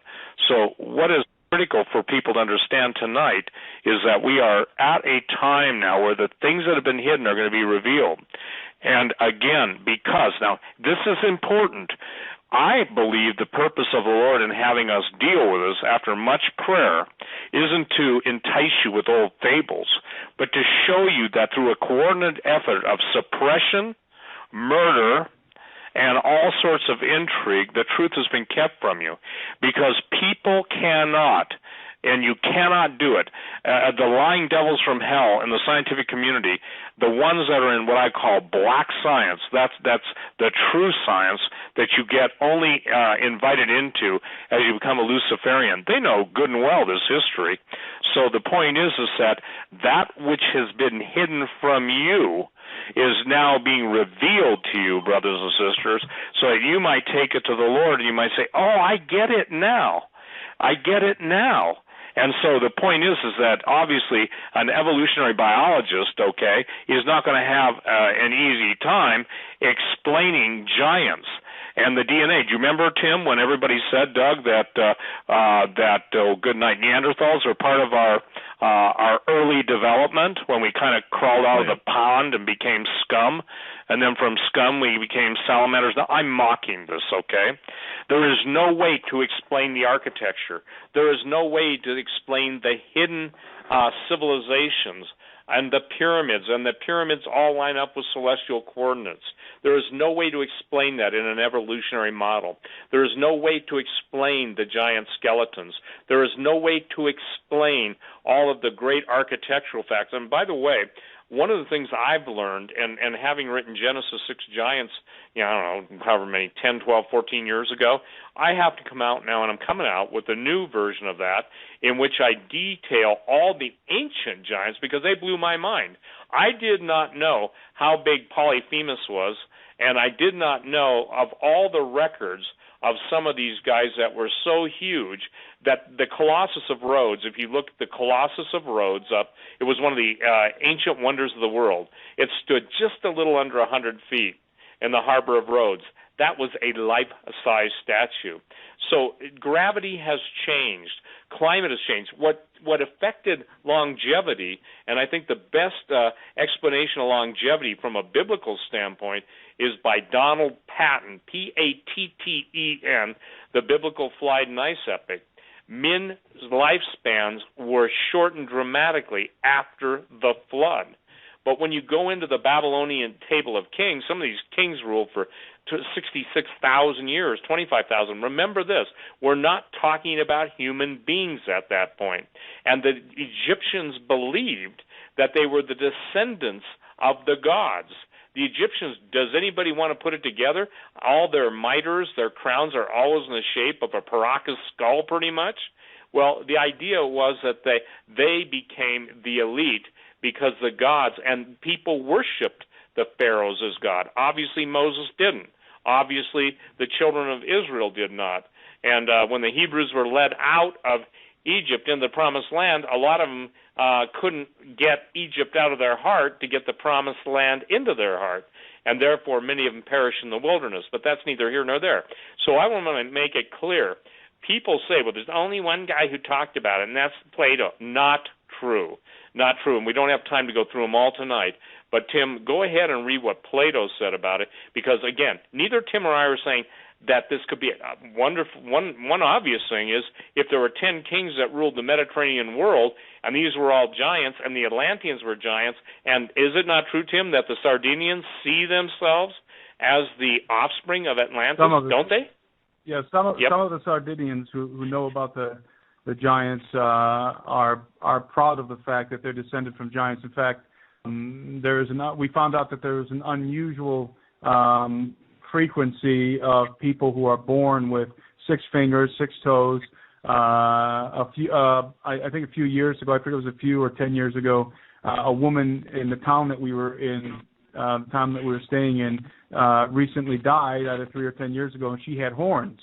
And our contacts would tell us basically, yes, that's because the ancient Sardinians were mingled were mingled with the bloodline of the Atlanteans, and some people still have that bloodline, which basically is the bloodline of monsters, really, in many cases. So, but as Steve was saying, there's a lot of different accounts of Atlantis under different names. It's like Atlantis is inextricably connected to the universal flood, what people call the universal flood mythos. It's obviously not a mythos; it's a matter of biblical fact. And so Atlantis is connected to that, and I'll explain why in a minute. But the most famous and detailed account of the fabled Atlantis does come down to us from Plato in the 4th century BC in his work Critias. And in the Critias, Plato recounts a dialogue between Solon of Athens and an old Egyptian priest of the goddess Neith. And Neith is Athena to the Greeks. The Egyptians, both the Egyptians and the Greeks, worshipped the goddess Athena. Again, to the Egyptians, it was Neith.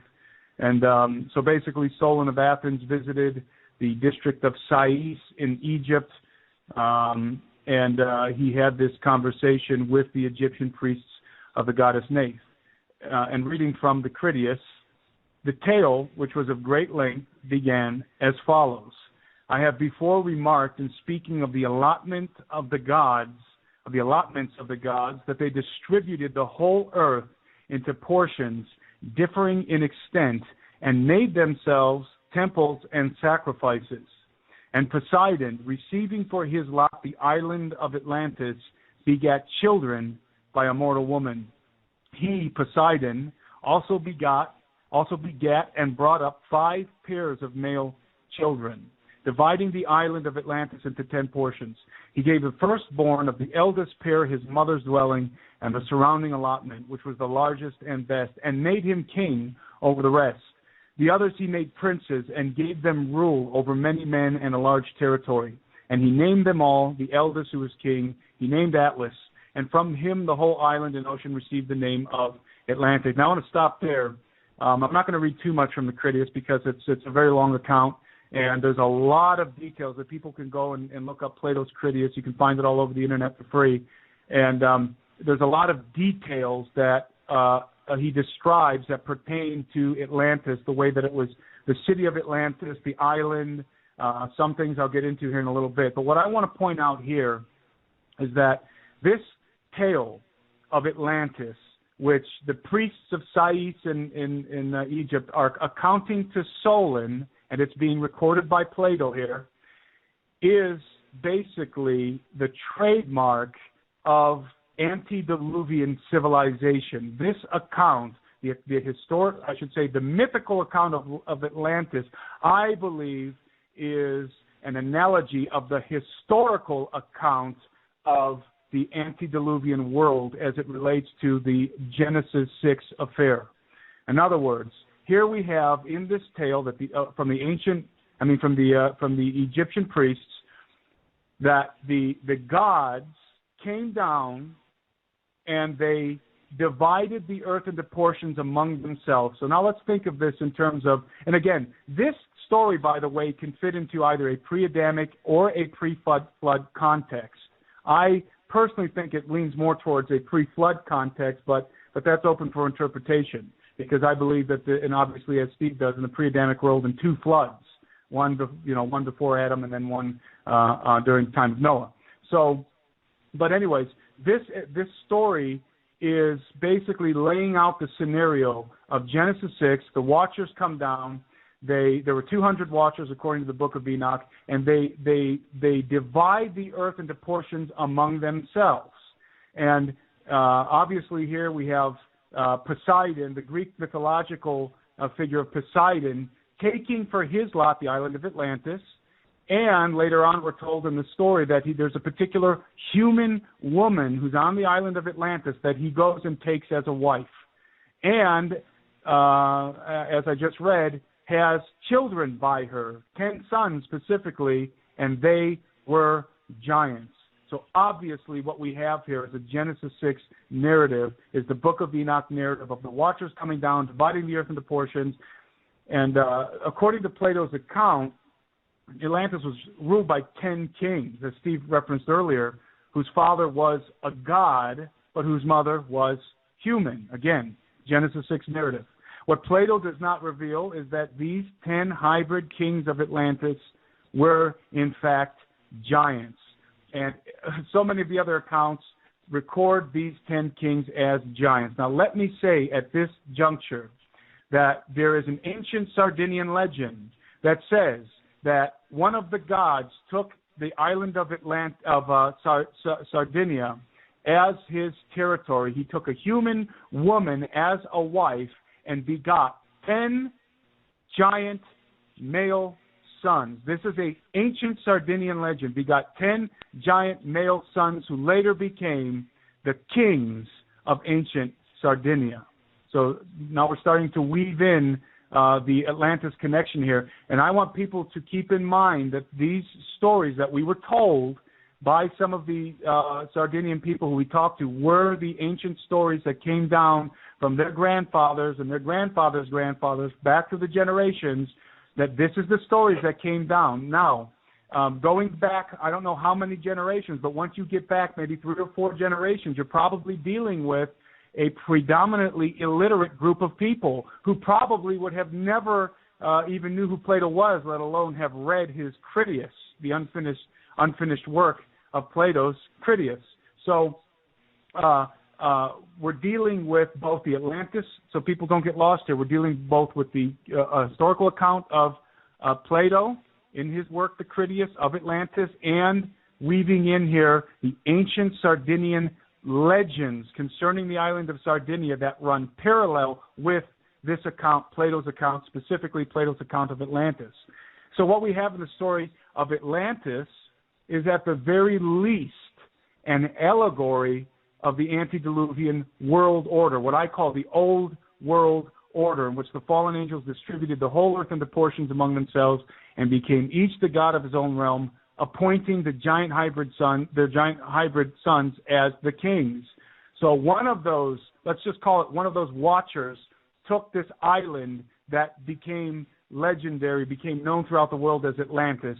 Another fallen angel went and took a different part of the earth and took a wife and had giant children who ruled that part of the earth. And there are many stories of the antediluvian world that come from the antediluvian world, or that purport to come from the antediluvian world, of highly advanced civilizations, very similar to Atlantis. In fact, many of them are considered to be contemporaries of Atlantis. So Atlantis wasn't just Atlantis was one city in the antediluvian world, one empire among many, which I believe all of which were ruled by the giant hybrid children of the fallen angels.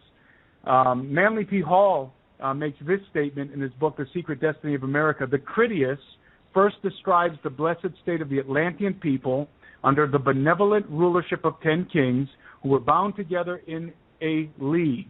These kings were monarchs over 7 islands. Now that is precisely what the ancient Sardinian story is, the ancient Sardinian tale is, that the people there were telling us came passed down from their generations, behind them, that obviously, as I said before, that the island was ruled by 10 giant kings, and they were monarchs. It was an empire, and they say that Sardinia was Atlantis. This is what they say now. This is what the Sardinians were telling us, that Sardinia was Atlantis, ruled by 10 kings, and it was who were bound together in a league, and it was an empire. It was the center of an empire, the Atlantean Empire.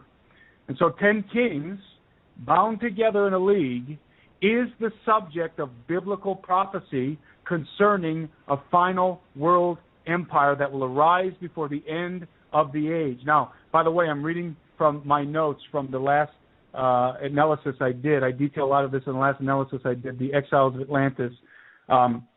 But so basically, when I was looking into this, the stuff about Atlantis, the mythos about Atlantis, I started to realize that Atlantis, that the number 10 and 7 are always popping up in the mythos of Atlantis. 10 kings, 7 regions that they ruled, or 7 islands, and some different accounts say 7 islands and so many continents, or some say 7 continents and so many islands.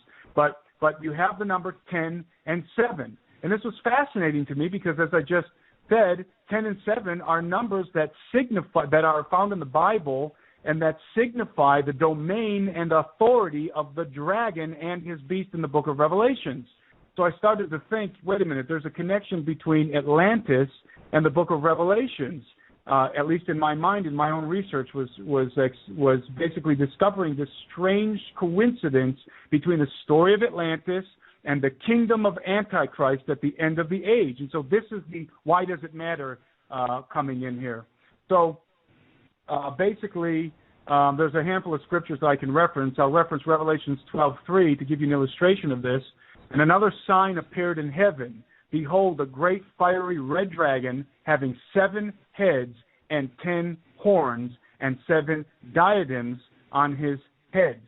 Now, we're told what this represents in Revelation 17, 7, verse 7 and 12.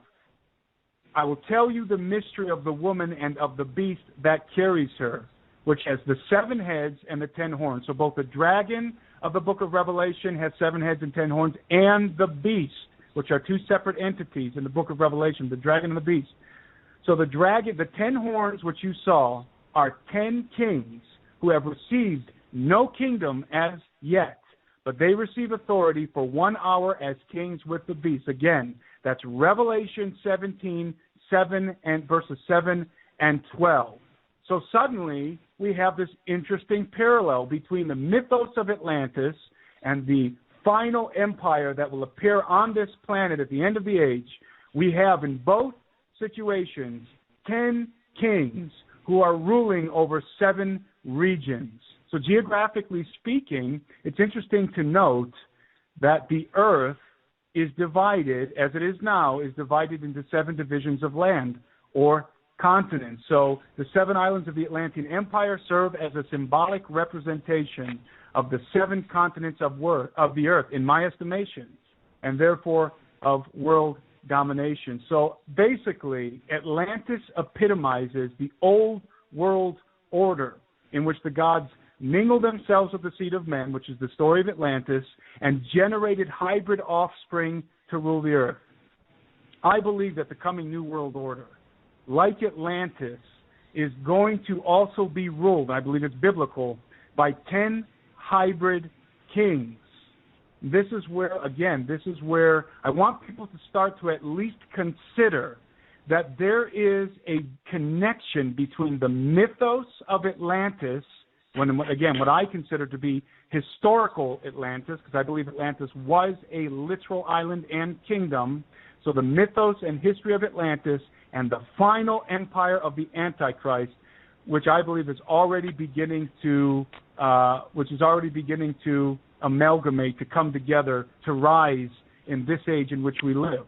So this is why it's important. I think there's some clues here to Atlantis that will shed light on what's happening right now in the world. Basically, Steve, I don't know if you want to reference. You mentioned the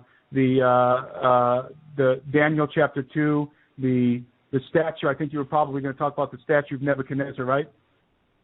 Right. Actually, Daniel chapter 2. Let me just read that, Tim, because I think it's important. Okay.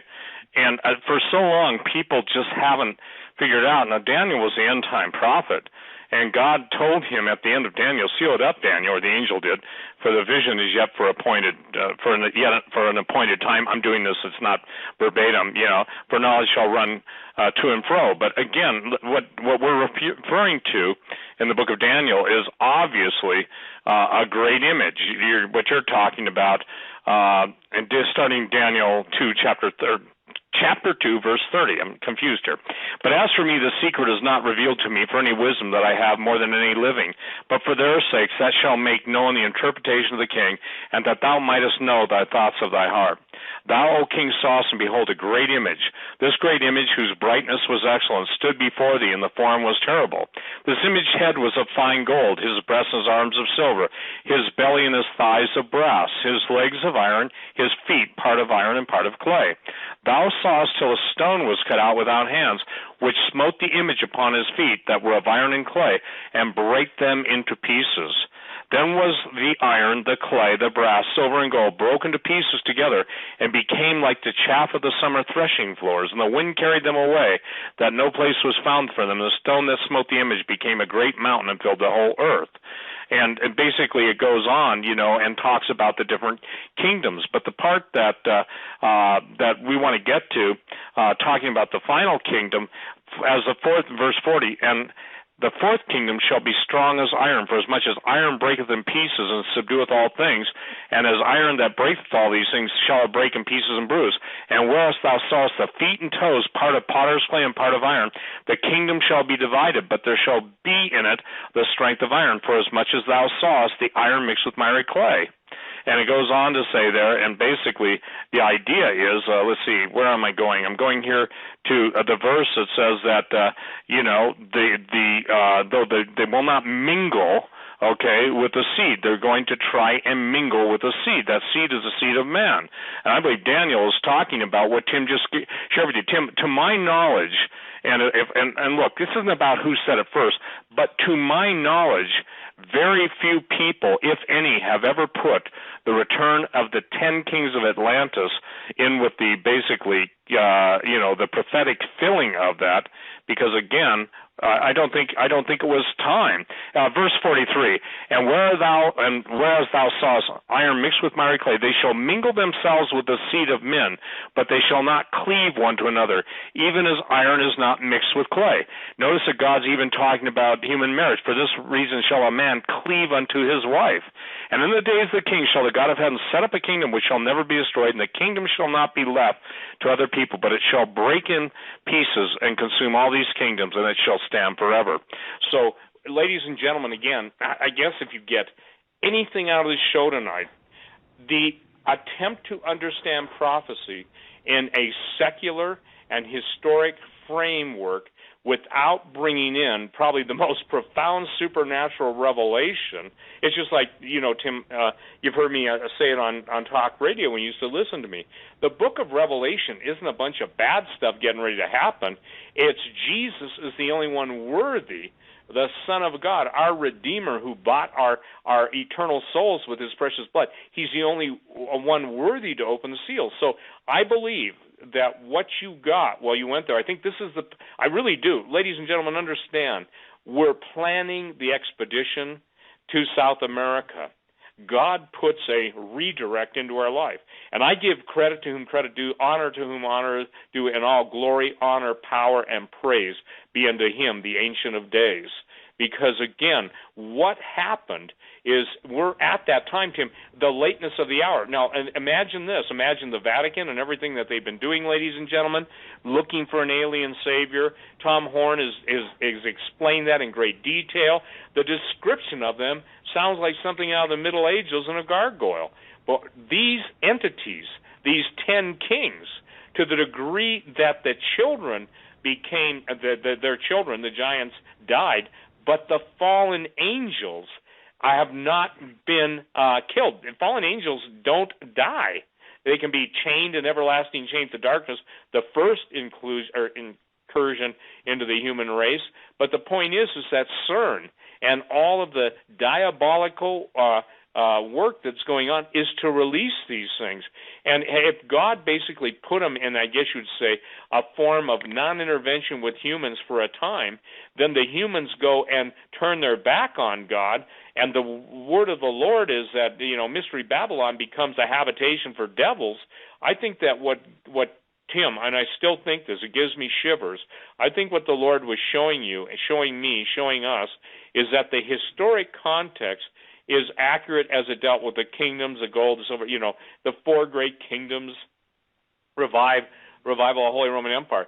But based on everything I know, based on everything you know, based on the cover-up, based on new both archaeological, biblical, and astronomical dating, based on new findings, and based on the technology that is now here that explains why the living God of heaven destroyed Atlantis and the other civilizations that messed around, destroyed the great empires of the world prior to, obviously, in the dateless past. The point is, Jeremiah chapter 4 is not talking about Noah's flood. So it's critical, ladies and gentlemen, that you understand. Doug, do you understand, and I'm just asking, I want to make sure I'm clear and Tim's clear, the significance of what Tim just said as it relates to Absolutely. the unfolding of the final kingdom? Oh, absolutely. Yes, yeah. I mean, I don't think anyone has made it more clear than Tim on tonight's program. Yep. Well, let's take a break and come back. We'll let Tim talk because, look, we're just scratching the surface, and I'll say this in 30 seconds or less. This whole thing will be edited into a very coherent and amazing production. You'll be able to see part of it on TV. Tom Horn, when he goes live on Skywatch, will be carrying interviews and stuff. But this is what it's all about. The reason God tells us the future, and he is the only one that can declare the beginning from the end and the end from the beginning, is to have us that see that ye not be shaken, and also to be able to endure. The greatest antidote for fear is the truth. And what Tim Alberino just shared, I think, is one of the most remarkable revelations that has been time-sealed and open tonight for all to ponder. Don't take my word. Don't take Tim's word. Go take it to the Lord and pray. Go ahead, Doug. Fantastic program. Well, I think Doug, that is critical tonight because, again, Tim, I want you to address this. Here, this is from Lisa. She said, Steve, listening to you on Hagman talking about Atlantis, just wondering what you think about this idea. In Revelation, it says a beast is coming out of the sea, and as we all know, Atlantis is under the sea. Well, not necessarily. Kind of makes sense. What do you think? Because you're onto this, 10 Kings of Atlantis, I think it was Edgar Cayce. And by the way, ladies and gentlemen, when I refer to this, it's in the historic sense. I do not endorse anything psychic. I don't do it. But what I'm saying is even the powers of hell announce their movement. I'm not claiming Cayce was from hell. I'm just saying this, that Atlantis would rise. Everybody thought it would literally come up of the ocean. But also, even with Atlantis rising, could Tim, even this whole, if you will, reference to and I guess say God shining the light on Atlantis, what are your thoughts about could it be the beast that rises out of the sea? Well, I think that the idea of advanced technologies, technological civilizations, that were ruled by and started by entities that were not fully human is definitely coming. The disclosure of that is definitely coming in the near future. I think it's going to be associated with alien disclosure, and I think that whereas right now they're trying to hide and cover up the antediluvian civilizations all over the world, because as most people listening to the show are probably aware, these kind of megalithic structures and pyramids are on every continent all over the world, and many of the structures are constructed exactly the same, and all of this points back to a universal race or empire or civilization that once existed, and I believe it's all pointing back to an antediluvian civilization, and we're coming full circle. Historically, we're coming full circle. It's not that we started at B and we're ending at Z. We started at A and we're ending at Z. It's that we started at A and we're going all the way back around to A. In other words, even in the sense of the gospel, we started with the Garden of Eden and Adam sinning and falling and all of everything that's come of it. Jesus is the second Adam. He's restoring what he's redeeming us, and we're going to become again what we were made to be. So everything is going full circle. The biblical narrative, the historical narrative, it's all going full circle. And I think that's kind of something people need to think of the historical line more of a circle. It's going back to where it started.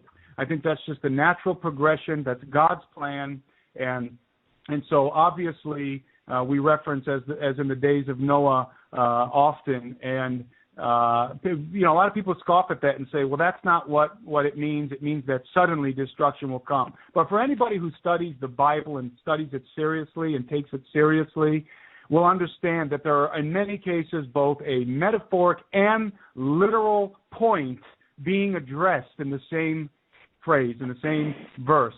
And the Bible is multidimensional. And so, just as in the days of Noah, referencing that the destruction came swiftly, I believe it's also obviously referencing the conditions of earth in the days of Noah. So, to the point of the question, yes, I do believe that Atlantis specifically is going to come to the forefront. The legend of Atlantis, I think we are going to discover that Atlantis was in fact real, whether it's Sardinia or not. I do believe that it is going to be a factor. We are going to realize it was real. Advanced technology, flying machines, anti-gravitical machines. I think it's all coming to the forefront, and hopefully that answers that question. But if it does, and I want to go to. Yeah, hey Tim, hold on. I want to read this because you brought it up. And when we talk about antediluvian, we're talking about before the flood. And Jeremiah 4 gives one of the most amazing views into the dateless past. And I'll just start right now by, verse 20, Jeremiah 4:20. Destruction upon destruction is cried, for the whole land is spoiled. Suddenly are my tents spoiled and my curtains in a moment. How long shall I see the standard and hear the sound of the trumpet? For my people is foolish. They have not known me. They're sought as children, and they have none understanding. They are wise to do evil, but to do good they have no knowledge. Now here's the change into a different time frame.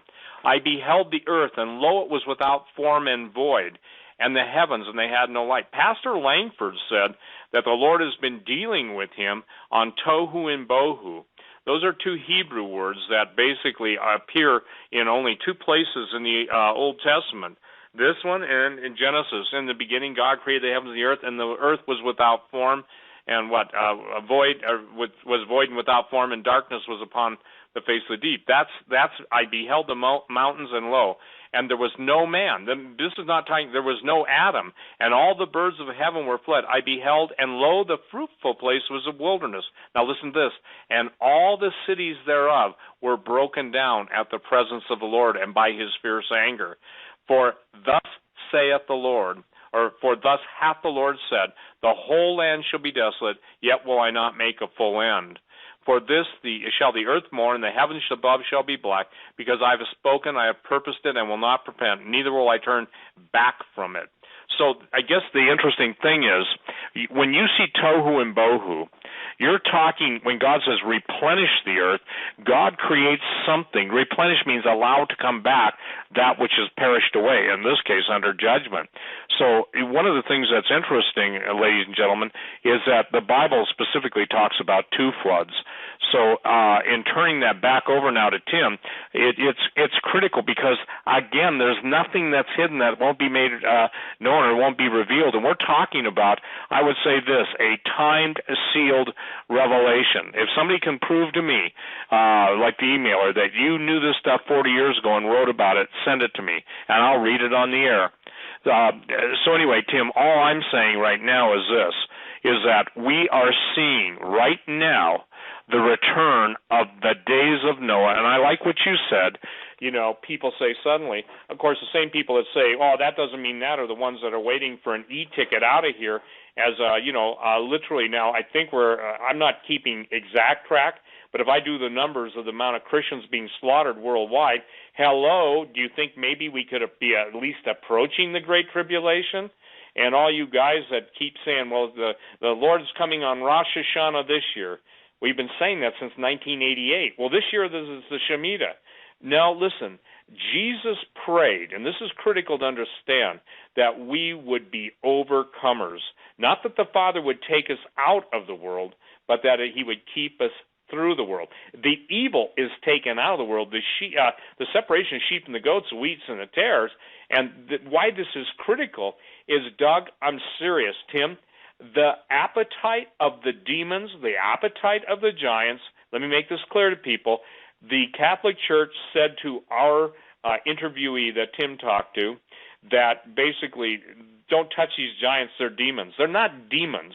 The spirits of the giants become demons. But the point is, there is a if you will, a reassembling. And I believe one of the things that Sue Bradley, bless her heart, God bless her, I miss her with all my heart, so do a lot of you.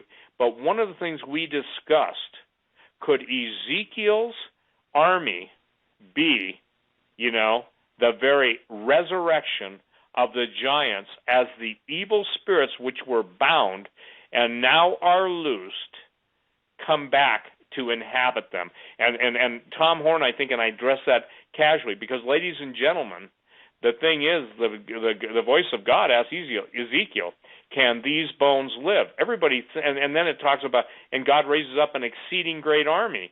The book of Joel, the army of the Lord there is not a human army. So, Tim, we're talking about them bones, them old bones. We're talking about the giant bones. But we're also talking about something so more important, I'm going to give it right back to you, is the fact that we are getting ready to deal with Stargate. Do you want to, basically, we'll post a picture tomorrow on Doug's site showing in Greek that where Tim Alberino is standing, it says the giant's tomb, does it not? Yeah, and it says it in Italian and Latin. There's a couple of places in Sardinia that one of the places, actually these two places actually are sanctioned touristic places, and ironically they're both called the Tomb of the Giant. And tradition holds that giants were buried there, and we filmed the tomb, and it's obvious that the tombs were made for 9-foot tall people, probably anywhere between 8 and 10 feet tall people at least. So, and they just say the tombs of the giants. It's in Italian and Latin, and so, but of course the historians and the archaeologists in Sardinia, the traditional historians and archaeologists will say, oh, that's just legend. That's just what it's been called in the mythos, the tomb of the giant. So that's the name we put on there, but it really wasn't giants. Meanwhile, we're told that all these archaeologists in Sardinia, we were told multiple times that the archaeologists in Sardinia are millionaires because they take all of these incredible artifacts of giants and of advanced technology from the past, and they sell it on the black market. And I asked a couple of the guys, who do they sell it to? And basically, in a nutshell, the information I got back was the Illuminati. So very interesting how everything correlates. And I'll get back into tying into why I think Sardinia could be Atlantis in a minute, because I think people are probably wondering where the connection is there. But let me, before I move on, I just want to touch on the scriptures that you were reading, Stephen, in the second chapter of Daniel, with the statue, the statue that Nebuchadnezzar saw in his dream. Basically, Daniel's interpretation of that statue, not basically, literally, Daniel's interpretation of that statue, as Steve said, was that it represented the 5 kingdoms, the final, the feet of the statue being the final empire. Now, something that always vexed me in the past was this idea of the feet being iron mixed with clay. And just as I was referencing in the days of Noah text, where people say, oh, it only means that suddenly, and I'm saying no, it means suddenly, and it's a reference to what the days of Noah were like. Well, so in this situation, with the feet of this statue being iron mixed with clay, I believe it's referencing 2 things here.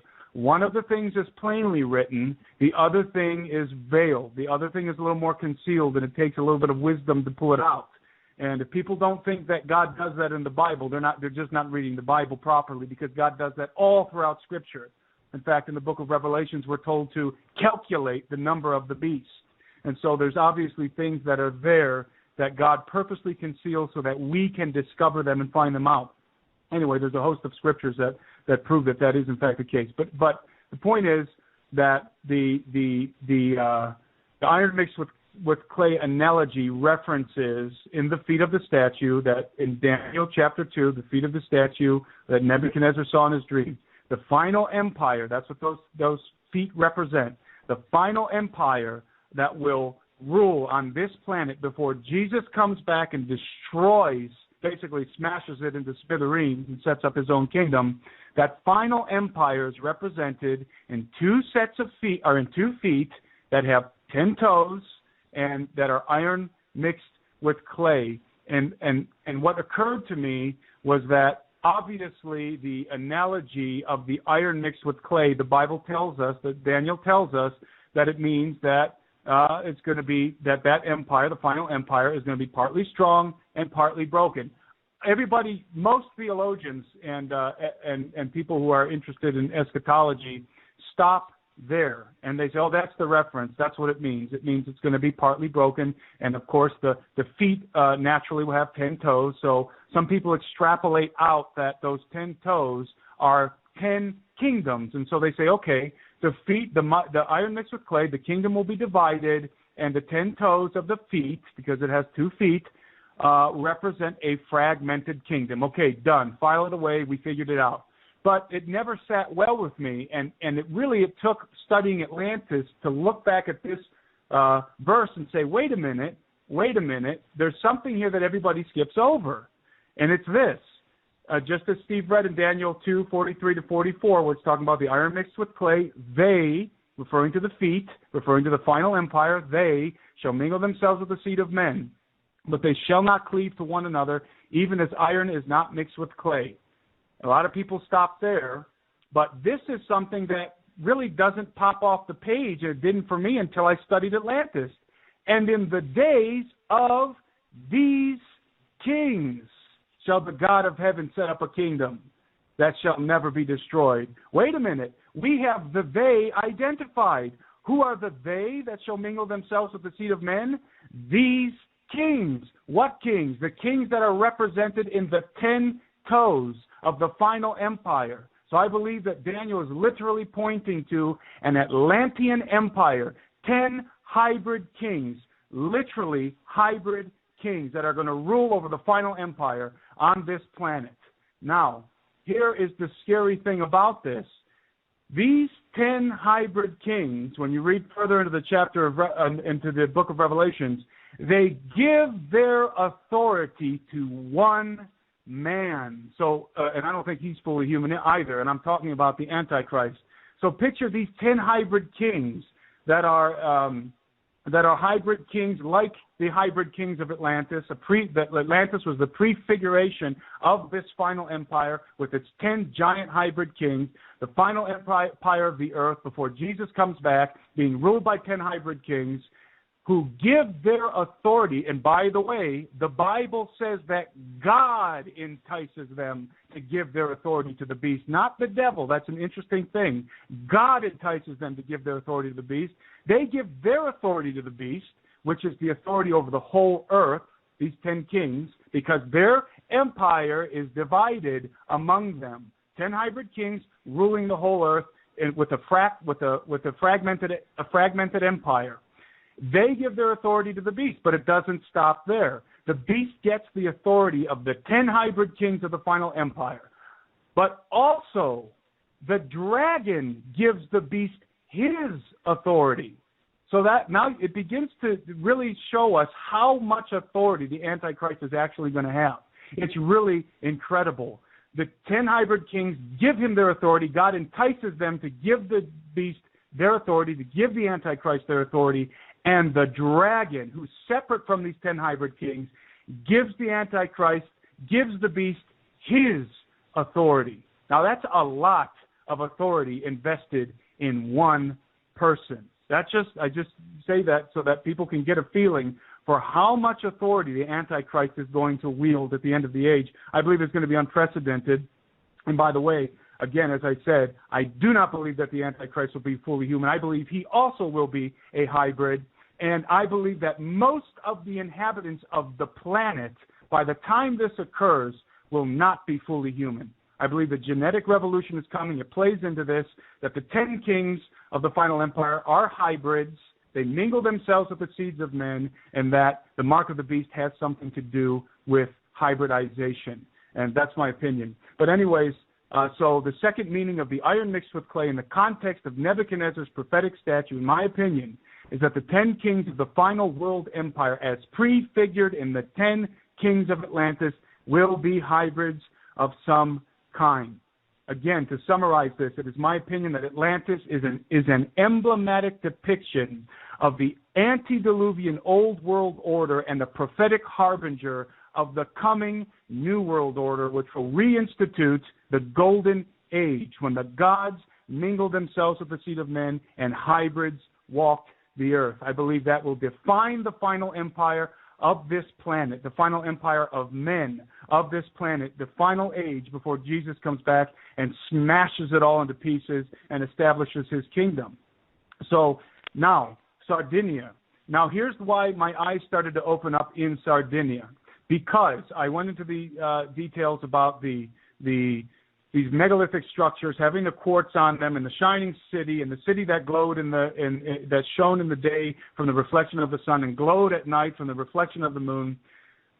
This is something very interesting. There's a lot of details about Atlantis that Doug referenced a couple of them that are specific to Atlantis that are on Plato's account. I don't have time to even go through the half of them, but there are some very specific things. For example, Plato talks about, or Solon talks about or I should say the priests of Sais who are talking to Solon, talk about Atlantis having three primary colors in the building of the structures. In other words, that the blocks, the material they say in the Critias, was black, white, and red. And it was made of a material called, the red material was a material that Plato calls orichalcum. And that's something that once I started to realize, hey, this might be Atlantis, I had my eyes open for orichalcum, because according to Plato, orichalcum does not rust. But interestingly enough, in Sardinia, there are three, and you can find this. This is common knowledge. Now, this is sanctioned knowledge about Sardinia. In other words, you can find this in the historical accounts that is part of historical orthodoxy of Sardinia, that they built. Their structures were built with stones of three colors: black, white, and red. So in the ancient times, if you were to come to the island of Sardinia, you would see a lot of these megalithic structures, and the colors of these structures were literally black, white, and red. Doug referenced the hot springs that basically the Critias says that Poseidon made rivers. He made a series of ringed waterways around the city of Atlantis that spiraled down from the city all the way to the sea, so that you could navigate from the sea all the way, or spiral all the way around these waterways to the primary city of Atlantis, to the pinnacle of Atlantis. And listen, this is incredible because all over the place you can find, to this day, you can find that antediluvian concrete pillars with, in many places, you have these massive rings that were made out of iron, cast iron rings, massive cast iron rings with connected to these rods that were literally cemented into the columns. And these massive rings were placed there to hold ships. And where these rings are still standing in Sardinia, there are no rivers. So that's evidence that there was once a massive system of rivers because they're found all over Sardinia. And Legend of Sardinia says that the ancient Sardinians, which many believe were the Atlanteans, had a massive fleet of 1,300 ships, and that these ships could power themselves, could move without oars and without sails. So again, we're talking about a reference to advanced technology and evidence of, literal evidence that is still standing there to this day, of an ancient waterway that literally wrapped around the island down to the sea. It spiraled all the way around the island. In fact, one of the guys told us that the name, because I started to put it together when I started to see this massive pyramid from the distance that's on Doug's website. That's a picture that we took. I saw a waterway, a massive what was obviously once a waterway. It was a very smooth waterway, but it was massive, and it didn't have water in it anymore. And I looked at the guide that was with us, and I said, "Is this an ancient waterway?" He said, "Yes." He said, "This was part of the waterways that was once identified as the ringed rivers because it made rings around the island of Atlantis so that you could sail up from the sea all the way to what they now call the Lost City, where the Great Pyramid is. And over where that pyramid is, there are massive geometric structures." And when I say symmetrical geometric structures that are absolutely massive in scope, that if you look at them, you think at first you're looking at hills, but the closer you look, you realize, hey, this could have been, because it's geologically symmetrical, the way that it looks like a temple or something. And I was standing next to Darren, my friend who accompanied me, and we were both just marveling at this, saying, this looks like symmetry here. This is geometry. This is not a product of nature. And it was right across from this massive pyramid sitting in this valley. And, of course, the pyramid, as you can see on Doug's site, has trees planted in rows to cover up the fact that it's a pyramid. And the structure that you see on top of that pyramid is the remains of a castle that was built in the late 11th century. So in the medieval times, they built a castle on top of this, probably just because it was an efficacious place to build a castle. It suited them in terms of the defense of that structure. They didn't build the pyramid. That pyramid, by the way, from my estimation, looks to be at least as big as some of those pyramids in Egypt, if not as big as the biggest one or even bigger. I don't know. We're actually trying to get the measurements of it right now. But it is a massive pyramid, and not in the picture that Doug has, but in the video that's coming out in the future from Gen 6 Productions, you're going to be able to see the scale of this pyramid because there's a house at the bottom of it, and that gives you an idea that this thing is many stories high, a massive construction that is obviously trying to do a very pitiful job of covering it up with trees planted around it, just like the pyramids that Steve referenced that are found in China and all over the earth, these pyramids. And so basically we have the legend of these ringed waterways, the ringed water system that spiraled around the island down to the sea. And we have evidence of this because, like I said, all over the island are these cast iron rings that are cemented with this antediluvian cement into these posts where ships used to dock. And when I say cast iron rings, I hold up one of these rings in the video.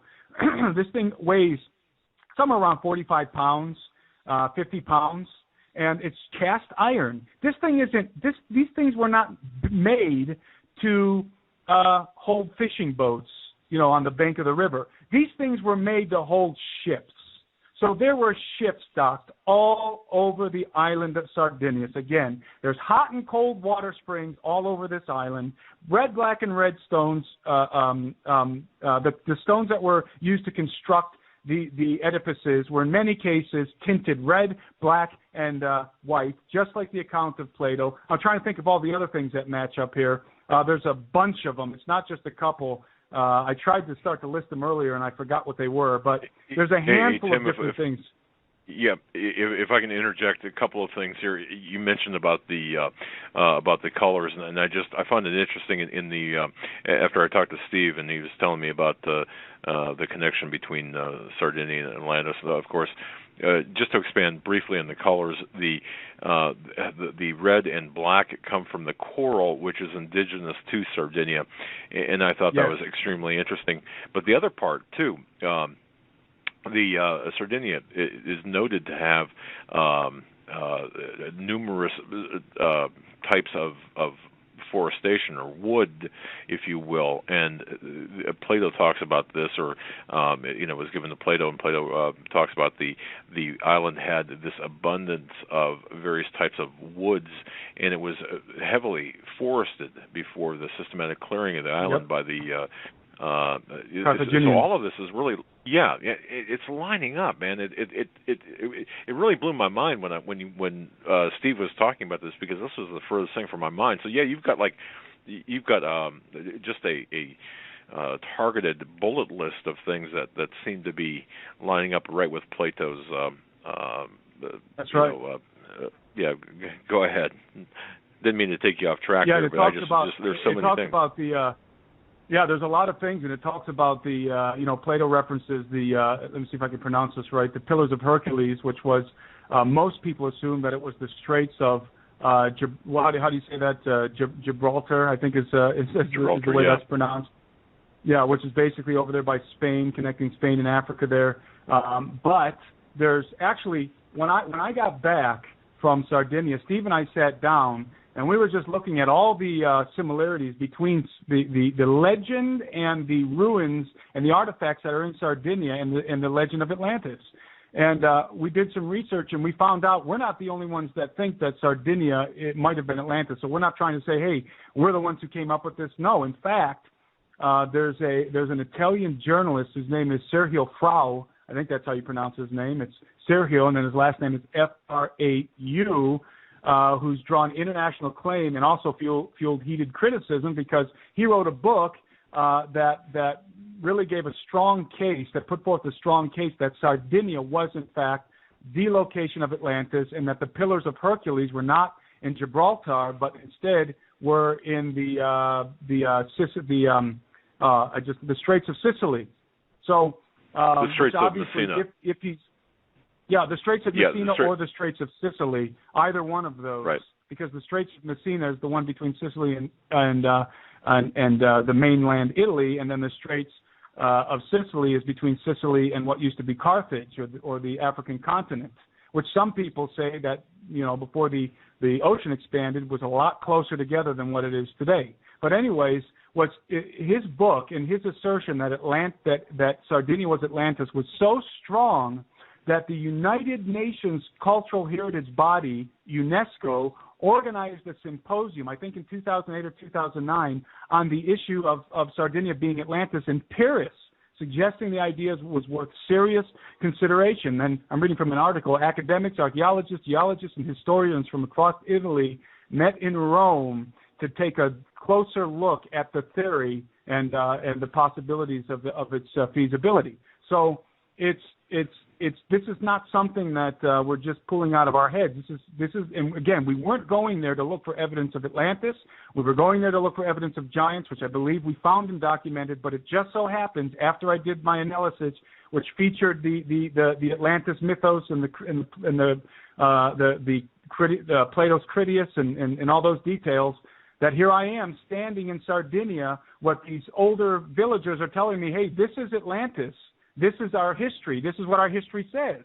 And, the 10 kings and the spiraling waterways that go down to the sea, and the black, red, and white edifices, and the fact that the pyramids, the massive structures were plastered with quartz.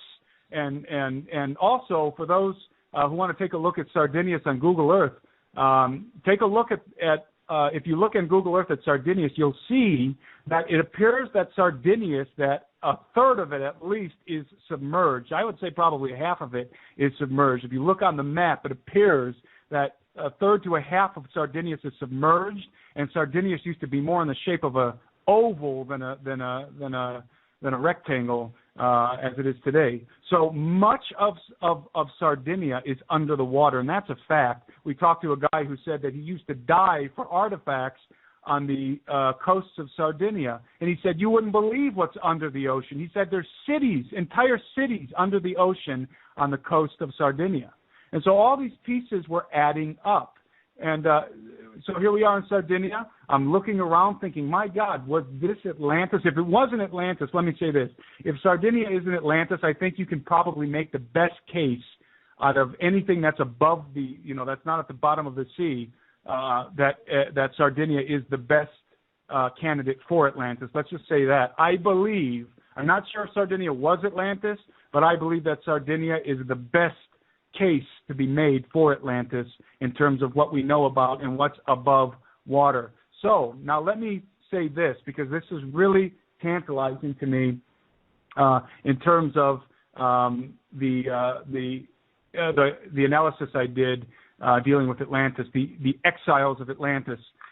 Once I started to realize, hey, this could be Atlantis, and the Atlantis myth is here, and all these pieces are connecting, I started to get really interested in some of the other stuff that some of the people were telling us about that we were kind of shelving because we were most interested, obviously, in the bones of giants. I mean, we wanted to see bones. And they were telling us all this stuff about Atlantis, and they were telling us about all this supernatural phenomena that occurs in Sardinia that nobody really knows about. And I shouldn't say nobody, because a lot of New Age people know about it. And they flocked to this certain person's house in Sardinia to see some very interesting phenomena occur. And one of the things that we were told happens is that there are these objects that come in that come in the sky at nighttime. They call them walking stars. We were pretty skeptical. We thought and still think that some of what they're describing is probably satellites. But some of it, obviously, if they're telling us the truth, is not satellites, because they describe these orbs of light that come down from the sky sometimes. Sometimes they just move across the sky, but sometimes they come down from the sky. They hover over certain areas of the lost city, over towards the lost city and over towards some of the megalithic ruins, and they shoot beams down to the ground. And we have testimonies on camera who have testified that they have seen entities, humanoid entities, beaming down to the ground. And, of course, we take all of this with a grain of salt. But once you start to think, hey, this could be Atlantis, there could be something still active here. Definitely this would be an area that the occult would be very interested in. And we know for a fact, and we document it on our documentary, that there is an underground city underneath Sardinia, because the government has sealed off all the entrances that once gave access to the underground tunnels and to the underground cities. And we have multiple eyewitnesses who have been in the tunnels and have walked under the ground under some of these pyramids and stuff, and have testified on camera that they saw archways and structures and architecture under the ground, and that these weren't just primitive caves. These were artificial passageways that were connecting underground cities. And that's just like pyramids that are found all over the earth. The idea of underground cities and passageways is also ubiquitous all over the earth, especially where you find megalithic ruins. And so this person was telling us that he believes, this eyewitness who saw these orbs of light beaming these entities down into these specific locations, he said, and he just frankly told us, because I asked him, well, what do you think that is? He said, I believe that that the underground city is still active, and that the entities that used to be there are beaming up and down from the city. And of course, people will scoff at that, and they'll laugh and at the notion that such technology could have existed in the past and maybe exists still today. But I believe that some of the entities that were some of the Atlanteans were able to escape the flood. I believe they did it by means of stargates and by means of technologies that some of the black ops and some of the black budget projects, even of our own country, are meddling with even today. Steve, I'm sure you got a couple of things you probably want to say about that. Well, we're at the time period now where, again, Tim, I've said, and I've been told this by so many people in the world of black ops and everything, it's not what's on top of the ground that's important, it's what's underneath. The Native Americans in the United States had vast underground tunnels, and that's how the Apaches, in many cases, were able to escape the U.S. cavalry, because bottom line is they knew about these things. But I think what's happening right now, and Doug, thank you for putting that up on your website, the Chinese pyramids. I want people to understand this. That, again, this is what I've got to get through tonight, just as you've heard some amazing stuff. You've got to understand, I have to understand, we have to understand, we're no longer looking forward in the future at tribulation. It's here.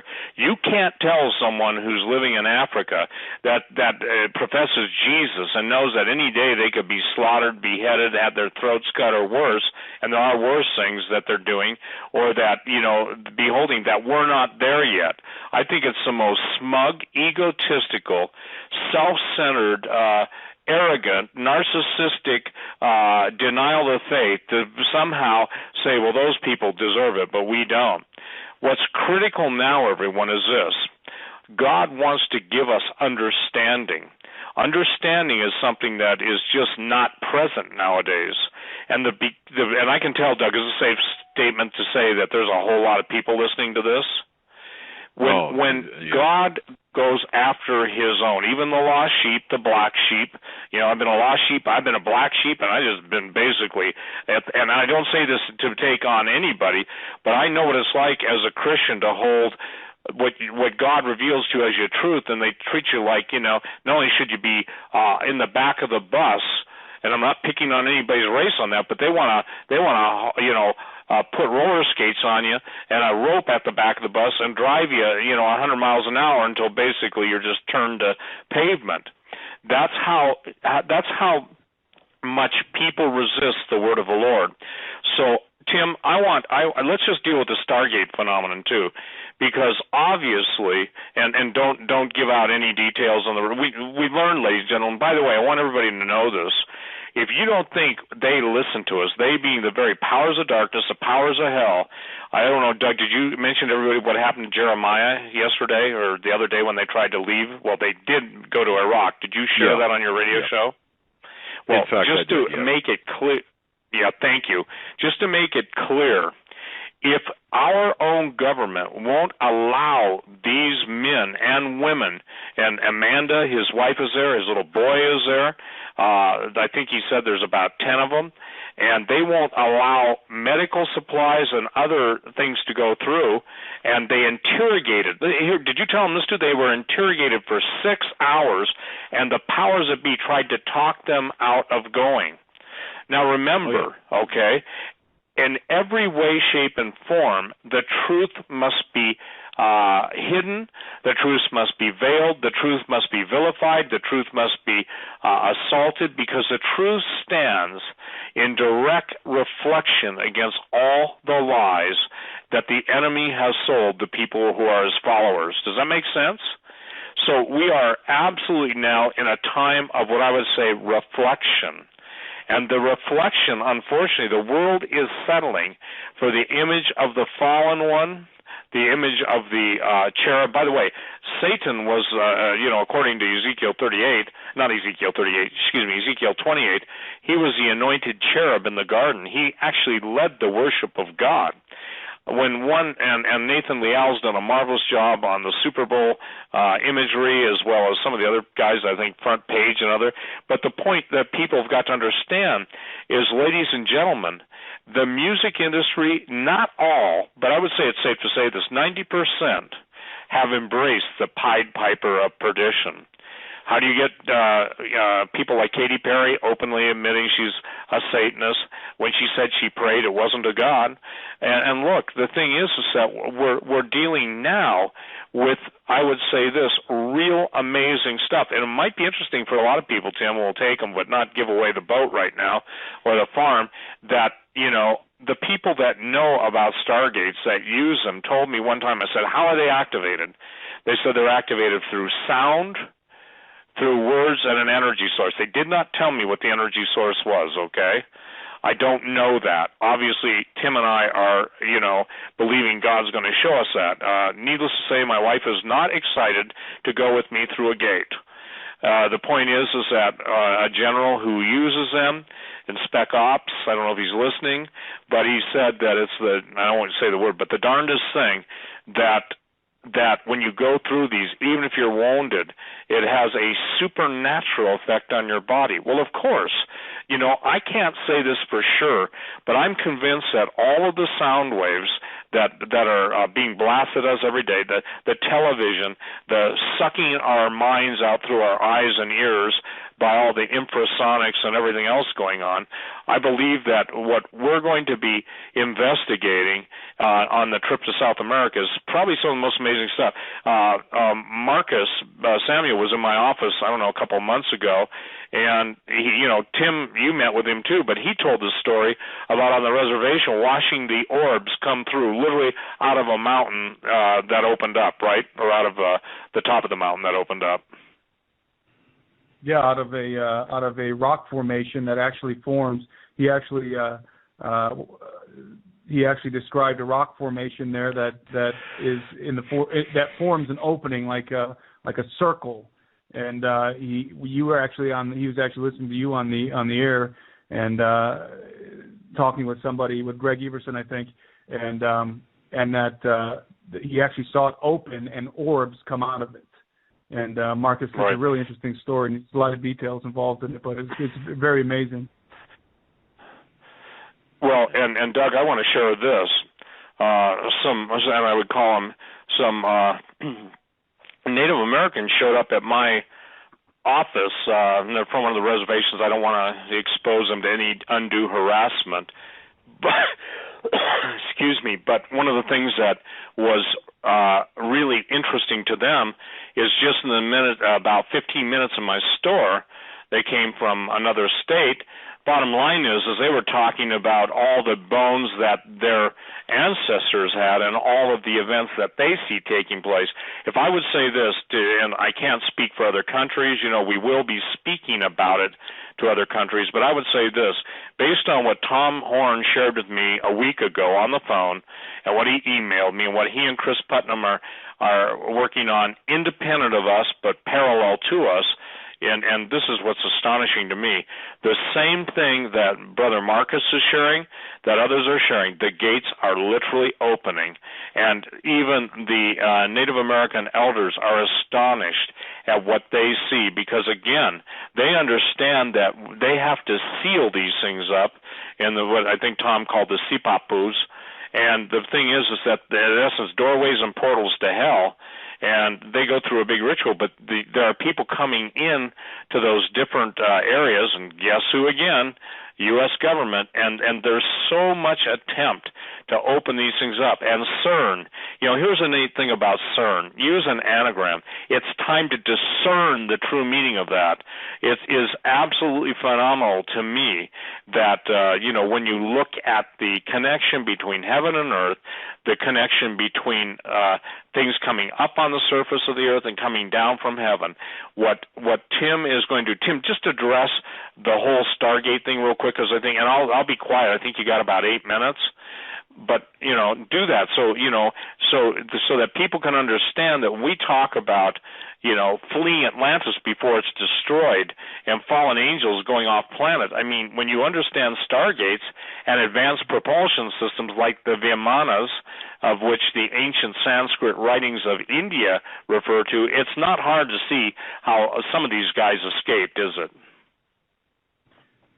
No, and it's interesting to find that in some of the legends all around the earth, you actually have what appears to be a stargate opening up and entities coming out of the stargate purportedly to be from a land that was destroyed in the flood, bringing with them some of their high technology and basically establishing civilization.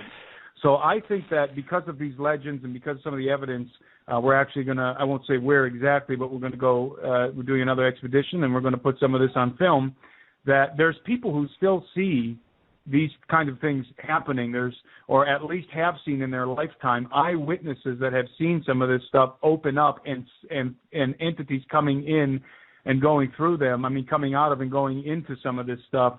And so basically, because we have these legends, just like the universal flood legend, just like the universal legend of these great civilizations that were destroyed, and the giants and the mingling with the seed of men, the gods coming down and mingling with the seed of men, you also find intermingled among these legends, you find what appear to be stargates, and again, entities coming through them, bringing technology, bringing civilization, and in a particular case, which I referenced in the part 2 of the Plume Serpent series of the El Bruno analysis, a very specific personage, very specific legend concerning a guy named Amaru Muru, who came through a stargate, bringing a solar disk, either some people say from the legendary land of Muria, or from Atlantis.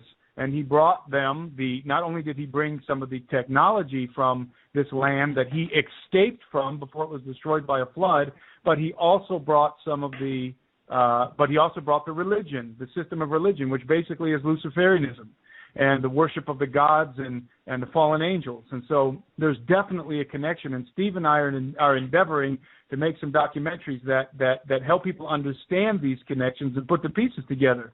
And I find it amazing that, that all of this stuff, I mean, come on, we've got pyramids and megalithic structures that appear to be built in the same way all over the planet. We've got flood mythos, we've got giants, we've got the intermingling of the gods with men, we've got all these stories of flying craft technology. By the way, it was said that the Atlanteans had flying craft, that they had the secrets of anti-gravitical propulsion or flying craft that don't use propellers, and something that akin to the ancient Sanskrit vimanas. And so you have all these accounts from all over the earth talking about all the same stuff, referencing the same stuff. Now, why don't they all have the exact same account? Well, the answer to that is quite simple. The answer to that is the Tower of Babel. That's why God diffused all these people groups.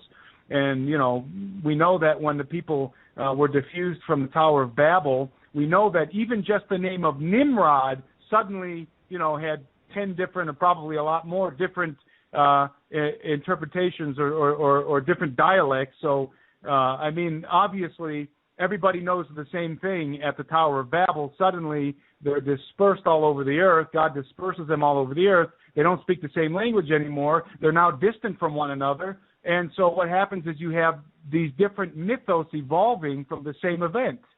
It's not difficult to understand. People say, well, why aren't they all the same if they're all talking about the same thing? That's why. And don't forget that the devil's not in the business of telling the truth. Fallen angels aren't in the business of telling the truth. So most of these stories, most of these myths have as a purpose behind them the distribution, the dissemination of these myths to lead people astray, to keep people from the gospel, to cause people to reject the gospel. That's why everything kind of fits together, but it also has different details that don't make sense, when you put them together, when you put this mythos together with that mythos from two different parts of the earth. It's because there's deception involved, and it's because Babel, God purposely separated everybody at the Tower of Babel. So any of the mythos, or I should say the history from the antediluvian world before the flood of Noah, was a universal history, universally known to everybody before the Tower of Babel. And I think that's important for people to understand. That's why, again, when people go to the four corners of the earth after Babel, they all have pieces and parts of the same story.